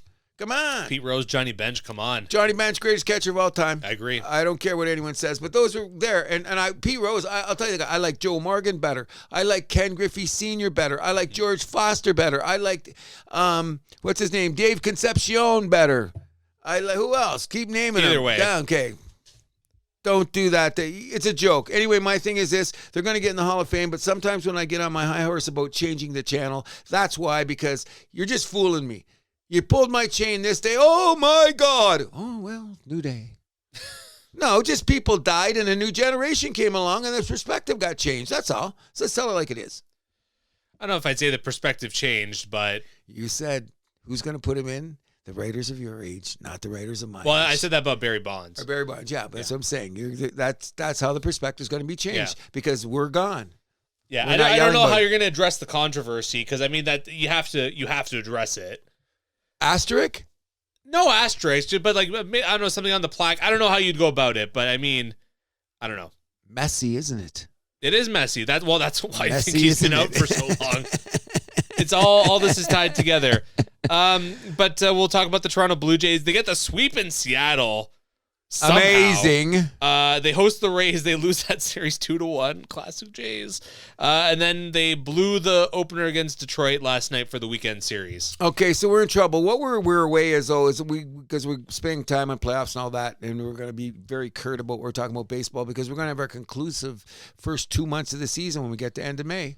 Because we'll have a comprehensive look at it, and we will talk about great things like the Aaron Judge season, starting pitching, few new guys that have really got my attention. There's a few players that got mid down, really got my attention. Once hockey and basketball is done, we'll have a nice. Oh yeah. We're gonna have we're gonna kick it large because a lot of good things going on in baseball. But one of the things is, and we were just talking about Baltimore and firing the coach and all this. Let's put this into perspective. The manager, yeah. You know what I mean? And what I've been saying for all along, you got to have a modicum of pitching or you're going nowhere. We have had that somehow, some way. We've pieced it together. Our big problem is we can't hit. Suddenly we've had some hitting, and what do? Hoffman blows a game, we lose 11-9. Remember we come back in that Tampa game? I'm going, this is the new Jays. Yep. Look at us. We came back. What were we down, 4? Slugged our way back to a 9-7 lead or whatever. Yeah. And Hoffman gives up a grand slam. That was the game my brother was at. It must have been killing, eh? What a high to a low. They left early. They were like, I think the grand slam, they're like, we gone. Oh, gee. And what a game. What a game, though, eh? But that was the time we hit. And then our pitching fell down, but we could still say this: we're frustrating. We're like I'm telling every team in the league, and I'm going to keep saying this: we keep charting out 5 starters in a row every day, except for our new 5th starter is. Well, what happened to us having 7 starters at the beginning of the season? Rodriguez didn't work out. Buddy didn't come up from the minors. Scherzer's done. Killing us. So there it goes. So suddenly we went from 7 to 4. Overnight, which could happen. And Francis is starting to... No, you know what I think it is? I think like yesterday they took him out at the right time. They didn't want... He went 4 2/3. He was fair enough. He was almost there. But in May, his numbers have been too good. Okay, but maybe the next time out he'll go 6. Maybe, I hope. Because remember that? One time when he went 3 2/3, the next time he went out, we got 6 1/3. But the point for the Blue Jays this weekend, huge opportunity against... I mean, Detroit, number 1 team in the American League, I get that. Javi Baez, by the way, turning ever since they moved him to center field, all of a sudden he can hit again. And he's hitting 9th. I know. He's hitting 9th in the lineup. Do that. Grab onto that. It's insane. but it's a great opportunity for the Blue Jays because we're avoiding your 2 aces on the team, Scooble and I'm blanking on the other guy's name. Job, thank you. Yep, he's in there. And you know what? We can't squander Saturday, Sunday, Jays. Come on, we need to win this series. Okay, so let's take it one step further. We're lucky because Mize got hurt, and he was one of the more consistent starters in the league right now for Detroit. So Detroit had Mize, Job, Flaherty, and Screwball coming out as their top 4, which is as good a top 4 as any. Yeah, as Screwball. Yeah, that's as good a top 4 as anybody in baseball. Because nobody in baseball has a top 4, really. We do kind of, sort of. The sketch is, can you get your guys into the 5th or 6th inning? Francis has kind of failed us a few times, but he got 4 2/3. It's almost 5. He's kind of like a hot and cold guy, which I mean is to be still a little young, bit. I'm saying for young guys to be a little bit expected. Yeah. This is a valuable experience for him. And as a number 4 star, I mean, I think you take it, but we need those number 3, like our top 3 guys to carry the load. Offense has got to keep it up consistently here. In our bullpen, we got to figure out our shit there. Oh, yeah. Well, we went from looking like a World Series bullpen to like a what the fuck bullpen. Yeah, because we threw their arms out. Like, he didn't, like I said, no, we will discuss it. Let's call up Schneider. Okay, here's what you do. Hoffman does not pitch 2 days in a row if the day before he threw 20 pitches. Yeah. You threw 20 pitches, you don't get to pitch next day. Emi Garcia, if you pitch the day before, if you pitch 25 pitches, you don't get out the next day. Somebody else got to do it. Those are 8th and 9th inning guys. So then guess what? You know what you're going to have to do? You're going to have to make Fullerty an 8th inning guy, or Hill an 8th inning guy, or Little an 8th inning guy, and split those. Green. Oh, Green, I'm liking. Green could close it. He closes when the other one don't. There. Before we picked those guys up, he was talking about, one of the magazines said he could be a potential closer. So split them around like that. That's a good idea. Spread them out. What's going on with oh my God, what's his name? The guy we got for Hernandez. What's his name? Pitcher? Yeah. Why can't I find him? He's not on the roster right now, is he? No, he's not. Yeah, he went down to AAA. Swanson. No, he's at 60. He's on the IL. He done. You think he's done for the year? No, he done for a career. Really? I don't see nothing coming of the guy. Worst trade ever. I thought we tried to justify it at the time because he was that kind of a closer. Well, if he by the became way, like a solid 8th inning, 9th inning guy, you'd take it. But he was coming in. But at the time, we're going like, ooh, trading him for a reliever, he better be fucking good. Yeah, and another Shakin's bullshit move. And by the way, Teoscar Hernandez, after the 2-month period in the NL, he is a top 5 consideration for MVP candidate. Right now, as we speak, he's an MVP candidate. When we talk June 1st, we're going to say, who are the MVP candidates in the National League? one of the first names that are going to come up is Teoscar Hernandez. That's the worst offseason in Jay's history. No doubt. That and the Varsho trade. No doubt. And Varsho's hitting a couple home runs now, and people are talking like he's Mickey Mantle. Shut up. We also trade Gurriel and Moreno. Marino's looking good again. Hey, Marino's looking real good again. And he's still only, 23? Oh, when I see him out there, he's looking real good. And you know what? That team would be farther ahead, but look what division they're in. I know. We'll have all those discussions. When our baseball, we're gonna cover all of that. So much to talk about in baseball. Diamondbacks holding their own, though. Blue Jays, they will be, so obviously the weekend series against Detroit. Tuesday, Wednesday, Thursday, they got the Padres at home, another tough one. And then next weekend, Friday, Saturday, Sunday in Tampa Bay. In George Steinbrenner minor league Okay, park. so now Cruz is going to keep adjusting his thing. Can we be 500 on June 1st? Can we? I like how you keep pushing the post. Hey, Spike Lee's at the New York Liberty game too. Oh, that a boy. But not only that, we're starting to hit that 3% more. We're getting close. For how long? Just say we started. We're getting to 3. I'm only asking for 3% better, and we've hit 3% better in the last 10 days. I'll take the 3%. You know what I mean? And I'll still say, even though Varsho's the man, he's not Mickey Mantle. Stop it. That I agree with that. When I got up, he's hitting third. I went, what? I don't mind Springer in the hole, though. I don't mind Springer in the hole. I don't mind that. But Varsho at 3? Man. Why has Santander been sitting down? Nagging injury or something, right? I don't know. I guess. Or is it the 168? Well, we're paying him to play, so it better not be because of that. Oh, that's for sure. Anything else for baseball? No, but we'll be back soon, guys. Lots of baseball. Also, big props, Bryce Harper, the 306th player to hit for 1,000 RBIs. Yes. That happened last night. Yes, good career on his part. Okay. You should give us a couple of reports before we get out of here. So, we'll move us over to our soccer report. So, Toronto FC beat DC United 2-0 at home. And then got slapped. And then they got slapped 1-0 by Cincinnati at home. They got Montreal, or they're in Montreal today, I should point out.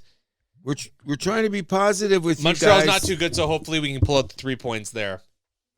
Junk. Even though this is already looking like a lost season for Toronto FC. Yeah. In England, Manchester United just lost to Crystal Palace 1-0 for the FA Cup final. That was Crystal Palace's first FA Cup ever. After being runners-up in 1990 and 2016, losing to Manchester United on both occasions. This was Manchester City's 6th final in the last 15 years when they won 3 of them. And this was also their 3rd FA Cup final in a row. They lost to Man U last year and they beat Man U 2 years ago. So they're in a slump in that shit. Yeah. And they got to play their Premier League game on Tuesday, so no rest. And this is a game that they got to win because Chelsea is right on their ass. No, they're on top of them now because they both won. Them and Aston Villa yesterday. Yes. Arsenal got the 2-2 draw in Liverpool, failing to clinch a Champions League spot. Newcastle visits Arsenal for a battle of second place this weekend, so that's going to be a very exciting one. And both of them have still yet to clinch Champions League, so a lot on the line. That's going to be tomorrow. Nottingham Forest has been sliding down the roster, or down the standings rather, down the table. 1 win, 2 draws, 2 losses in their last 5 games. They're now down to 7th place. Oh, boo. That happened quickly. It absolutely did. Those drop 3-point games, that's all it takes. Yep. And they're 3 points behind Manchester City now for 6. So, like, their Champions League aspirations are probably done there. I think so. With the amount of games left? It's only 2 games. Yeah, they need to win both, and then they need a miracle from those teams on top of them to lose, right? So I don't see that happening. I don't see that happening either. In Italy, Bologna won the Coppa Italia final versus Milan 1-0. Dan Ndoye scores the winner in the 53rd minute there. Atalanta topped Roma 2-1. And they clinch a Champions League spot, so they'll be back there next year. Good for them. They're one of my sleeper teams to like. Atalanta, yeah. Yep. And then Inter hosts Lazio on Sunday, so they are currently 1 point behind Napoli for first in the city tables, and they will play a Lazio team that is in 5th place right now. So, and Lazio fighting for one of those final Champions League spots. So, a lot there on the line. Huge. In Spain, Barcelona beat Real Madrid in El Clasico 4-3. Mbappe had all 3 goals for Madrid in that loss. Yamal had a goal. Rafinha, the captain, getting 2 goals there, including the winner early in the second half. And Barcelona beat Espanyol 2-0 to win La Liga. That was on Wednesday or Thursday. Yamal with the winner in the 53rd minute there. Okay, this kid, he just turned 18, right? 17, I believe. No, I think he just had his 18th. Okay. I think he did his 18th birthday. What is his trajectory? Sky's the limit. Okay. He's already one of the best playmakers in the world. Every time I turn on the TV, he's doing some shit. With that unreal. crazy hairdo. Yeah. Yeah, with that crazy. When he's young, do whatever the fuck you want, buddy. Look at you. You're good for life. 18, good for life. No, man, he's like, I mean, I'm not no soccer aficionado, but this guy what's his trajectory? Like, this is like Sidney Crosby rookie shit or whoever, right? Like, he's unbelievable. Absolutely. I think he just turned 18 this month. I could be wrong, but continue. And then moving it over to Germany, they are now officially done the Bundesliga. Last weekend, Dortmund went into Leverkusen, winning 4-2 despite losing in all the stat categories. So this coming into this weekend, big for those final Champions League spots.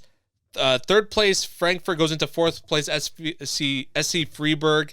If Freiburg loses and Dortmund wins their game or gets a draw against Holstein Kiel, who's not a very good team, Dortmund qualifies for Champions League, and if Frankfurt loses and Dortmund wins, then Dortmund could still make it through on goal differential. But if we look at the results of those games, so Dortmund did their part. They won 3-0 against Holstein Kiel at home, and Frankfurt won 3-1 against SC Freiburg. So Freiburg gets knocked out of that fourth and final Champions League spot. Borussia Dortmund, welcome back to Champions League. Way to go. Congratulations. They've been climbing for a while, right? Yes. Yep. Harry Kane ends up winning the goals title in the Bundesliga. He had 26 on the year. Olise with the assist title with 15. And Gulassi on Red Bulls got 14 clean sheets, leading the league there. Interesting. So, and then all that's left for Germany next week is their big cup match. That's on next Saturday, Arminia Bielefeld against VfB Stuttgart. So we'll be keeping an eye on that one. In France, it's their final weekend as well. Battle for Champions League qualifiers. Nice, Lille, and Strasbourg all battling for that fourth seed. It's not an automatic spot to Champions League. You still have to qualify, but obviously still huge. They are in action today. All their games kick off at 3 o'clock today, so pretty soon. So we'll keep an eye on that one to see who will get that last Champions League qualifier spot. Europa League will have their final this week rather. Tottenham Hotspur versus Manchester United. The finest mid-English teams will play for the title and berth in next year's Champions League. And that'll happen Wednesday in Bilbao. I believe 3 o'clock is the kickoff time. So we'll be keeping an eye on that. Yes, we will. Anything else you want to add for soccer? Nope. It should be well, no, we're what, a week away Sunday from the Champions League game? I think it's not this Saturday coming up, the Saturday after, the 31st. Cool. All right, so we'll obviously keep an eye on that, and we'll move it over to the PWHL, where Renata Fast of the Toronto Scepters was nominated for Defender of the Year. So obviously cheering for her there. But unfortunately, the Toronto Scepters lost Game 3 in Minnesota 7-5, and they dropped Game 4 4-3 in overtime. Toronto loses to Minnesota in the first round for the second year in a row. Ottawa also upset Montreal to play Minnesota for the Walter Cup. Game 1 there will be on Tuesday. Every PWHL playoff series going back to last year has been an upset. Unbelievable. Insane. How that works out. So you think Minnesota's a front runner for the championship, eh? They're the defending champions. Yeah, so it looks like they're going to double down, I think they will. Yes, they will. Congratulations to them. Too bad about our Toronto girls falling down like that. I know. Second year in a row, right? Boo. We're still behind you, girls. Absolutely. Still love the girls. Anything else that you want to add for PWHL? No. Because the next thing you know, we'll be talking about, we're a year away from talking about our WNBA team, so we'll have plenty of talk about that. And shout out to Golden State getting their WNBA team off the floor this year. We'll move it over to the PGA Championship, where Vegas won day 1 with a -7. Gerard was a -5. David with also -5 that day. Kim and Homa were both -7 on day 2. Vegas still led with a -8 after that time.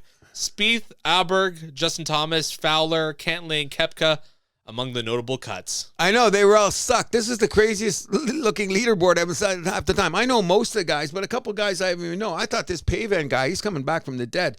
But I'm going to tell you what, Scotty Scheffler is 3 points behind. I've never seen this Vegas guy 3 strokes behind, This Vegas guy, I think Scheffler is going to chase him down. Scheffler's going to chase him down and do it. Because what other guys are really in the hunt when you look for it? Any name guys? Nobody. Everybody's all over the board. Well, it's crazy. Siwoo Kim, South Korea. Oh, I like him. What's he back? He's back 4, right? He's back only 2 strokes. Oh, really? Yeah. Deschambeau is 4 strokes back of the lead. His game's all over the board, but he's got 2 days to bring it back. Yeah. Mm-hmm. But it's a weird John one. Rahm's still in the hunt there too, 5 strokes behind. Yeah, because I really think this is move day. Always the most important day of the time. Okay, I don't know if this Vegas guy, like, he looked shaky yesterday coming down the stretch. So we're gonna have to wait and see. Always watch it. It's gonna be great. I can't wait till Sunday to get to the finals. I hope Scheffler's there. Tomorrow's gonna be a great Sunday. Leafs, Panthers, Nuggets, OKC. Final day of the PGA Championship. Yes. I'll be trying to get home wherever Jays, I am. Tigers. Jays, Tigers. Yes, it is. Of course, away we go. Anything else you want to add for the PGA Championship? No. Just it's been, the weather's been weird. You heard the controversy about the mud on the balls, right? No. Getting a strike off.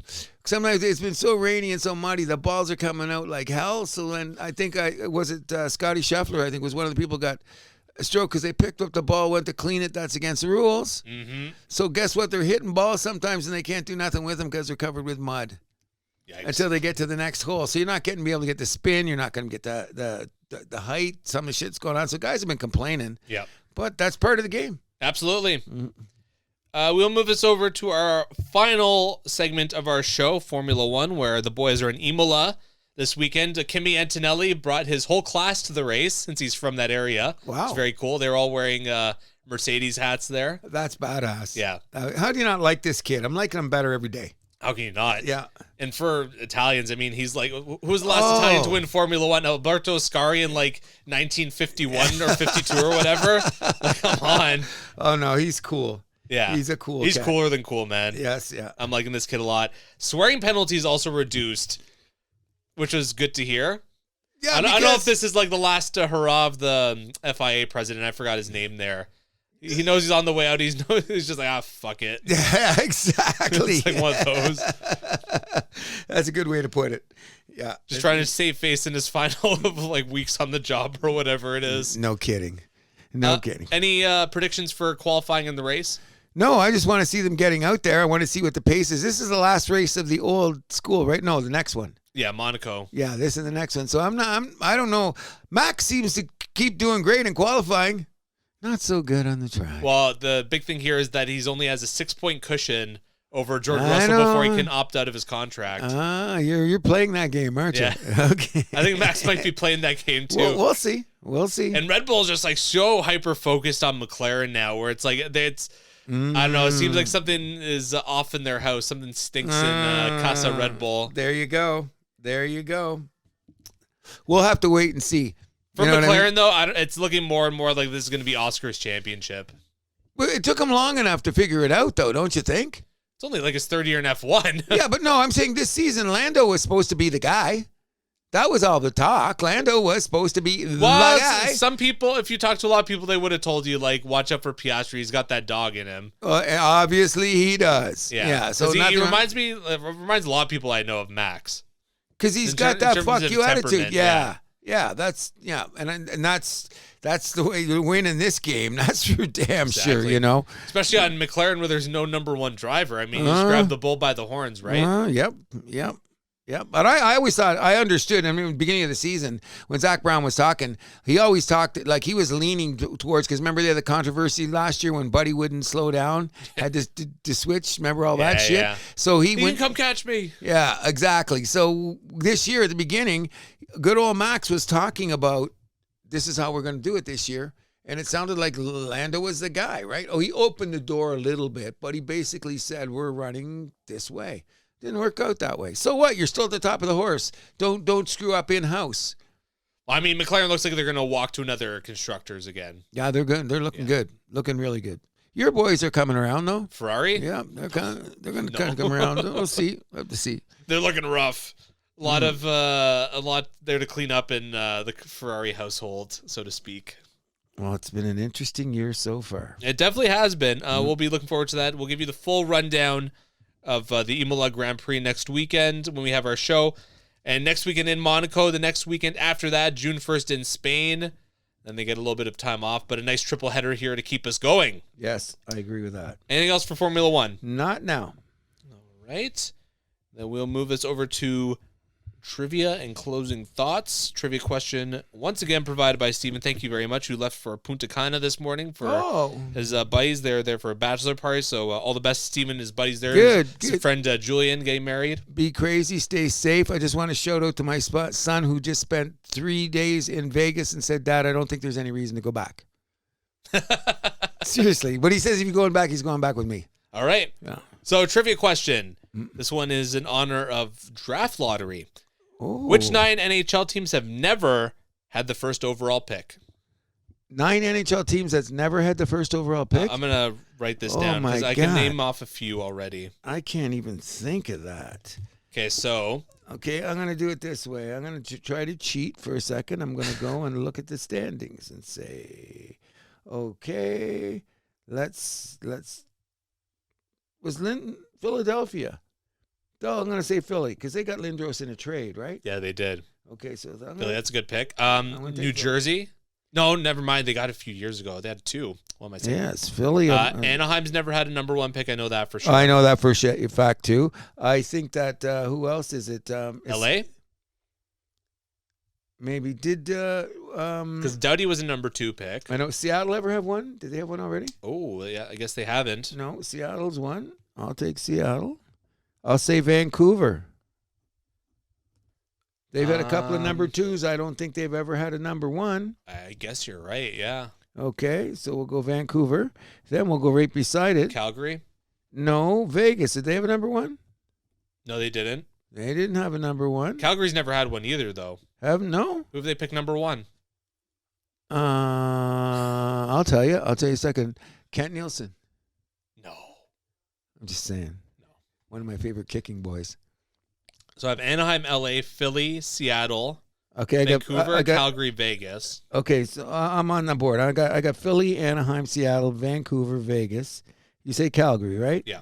Calgary. Okay, let's take a look around. Nashville Predators. Yeah, because they've had a number 2 pick. They haven't had a number 1. I think Nashville's one. Yeah, let's go with the Preds. Utah's had one. They've had one. St. Louis has had one. Utah? Because he used to be Arizona.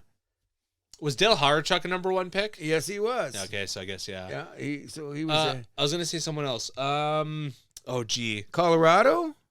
No, McKinnon. Oh, right. So Winnipeg's out. Dallas has had a number 1, but I don't know. Mike Modano. Mike Modano. Yeah, I knew they had one, but I'm not there. Pittsburgh's had one. The Islanders. Well, they have one this year. Tavares, DiPietro. Oh, yeah, Tavares, right. Rangers have had one. Yeah, Lafreniere. Columbus. Rick Nash. Yeah, Rick Nash. New Jersey, no. Carolina.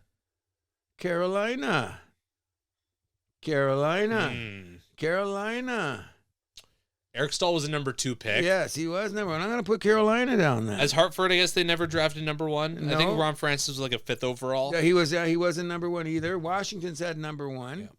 Boston, have they ever had a number 1? Joe Thornton. Oh, yeah, Joe Thornton. Buffalo has had one. Detroit Red Wings. Yeah, Darlene.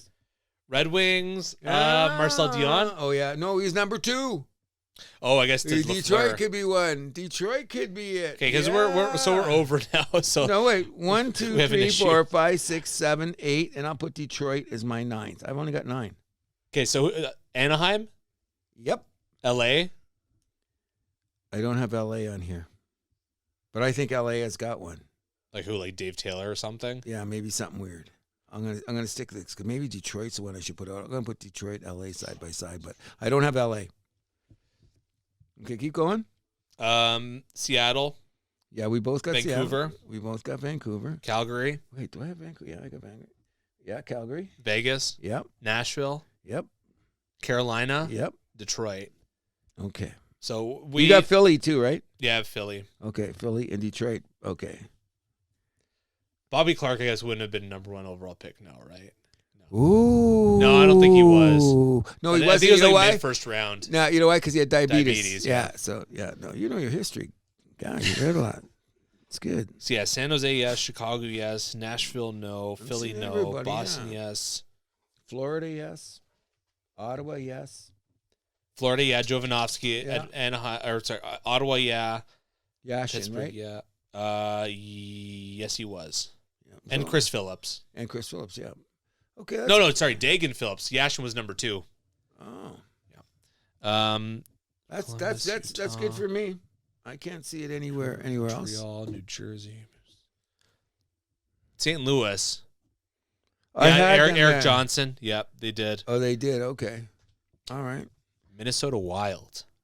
Oh. I don't think they've ever had a number 1 pick. Oh. So we're 3 over. You're saying LA, you don't think? Okay, no, I don't think LA either. Let's go to the results. We'll be here all day, but I like the Wild. We got to take one team off our list though. Okay, so which one is it?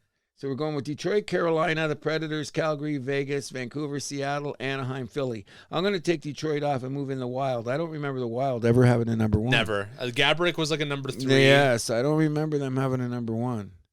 Yeah, no. So who do we take out? Carolina, Nashville. Did Nashville have a number 1? Maybe. Who would it have been? The goalie? No, not number 1 overall. No, I don't know. No, then I don't. Nashville, no, definitely. I'm 99% sure Nashville's never had a pick. I think Vancouver I'm might getting have had weirded out number by 1. Vancouver. I'm like, Me too. I'm starting to think maybe they had one somewhere. I can't think who it is though. Okay, well, I'm going to take out Vancouver and I'm going to take the Wild. Because Pedersen was like 5th. Yeah. Quinn Hughes went like 7th. Yep. The brother. Trevor Linden went 2. Yeah. The Sedins were 2, 3. Yes. Yeah. Who was the goalie they had? But he wouldn't have been number 1 too. No. They had a high pick goalie. I can't remember. Okay, let's go with this. Let's see what happens. Who are we taking off though? I'm taking Vancouver off and putting in the Wild. No, Vancouver. Okay, then I'm taking off Detroit and putting in the Wild. Oh, damn. Yes. Time keeps on ticking. Yeah, because Philly for sure no, because they've had a few number 2 picks. Oh, fuck. I'm going with these 9 because we could be here for a day. I know. And we're pushing time, and I'm realizing it's this late already. Let's go. I'm going to take Carolina off. Okay. Because I'm going to say somewhere with Hartford. We're forgetting something. I believe you're right then. All right. The list. Anaheim. Yep. Calgary. Yep. Carolina. Yep. Minnesota. Yep. Nashville. Yep. Seattle. Yep. Utah. Yep. Vancouver. Did we say Utah? We did. We didn't write them down though. Vancouver and Vegas. Okay. So Detroit has had a number 1 pick. Yeah, that's why I took them out. Them and Vegas. And Philly. What? That Philly's had a number 1 pick. All right. So then, who did they get? Must have been Bobby Clark. I'm gonna hit up Wikipedia quickly. Okay, let's go from there. And before we go, big shout out to all the people going out to Burlington to see Zapology this evening, including me. All right. So, Detroit, 1986, Joe Murphy. Oh, yeah, that's right. And 77, Dale McCourt. Forgot about him. Yeah, that's the high school and days. 1964, Claude Gauthier, but the draft in those early days were sketchy at Yeah. best. And that's then- why I took Detroit off. Philly, 1975, Mel Bridgman. Fuck.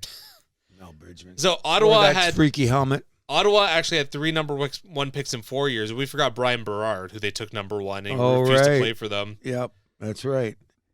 Yashin was one of them, no? No, Yashin went number 2. Okay.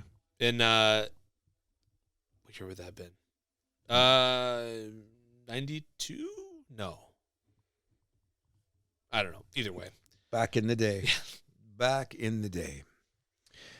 Okay. I think they'll do it for us this week. I think it is too. I think that we don't have to ask about what games we're looking forward to in the next few days. Well, we I kind think of everyone alluded knows. to it. Okay, so there we go. Everybody be looking forward to it. And by the time we get back, we'll probably have a first-round game from some of the other series too. Stephen, thank you very much for the trivia question. Oh, yes. Good trivia question again, buddy. Very good. Appreciate it.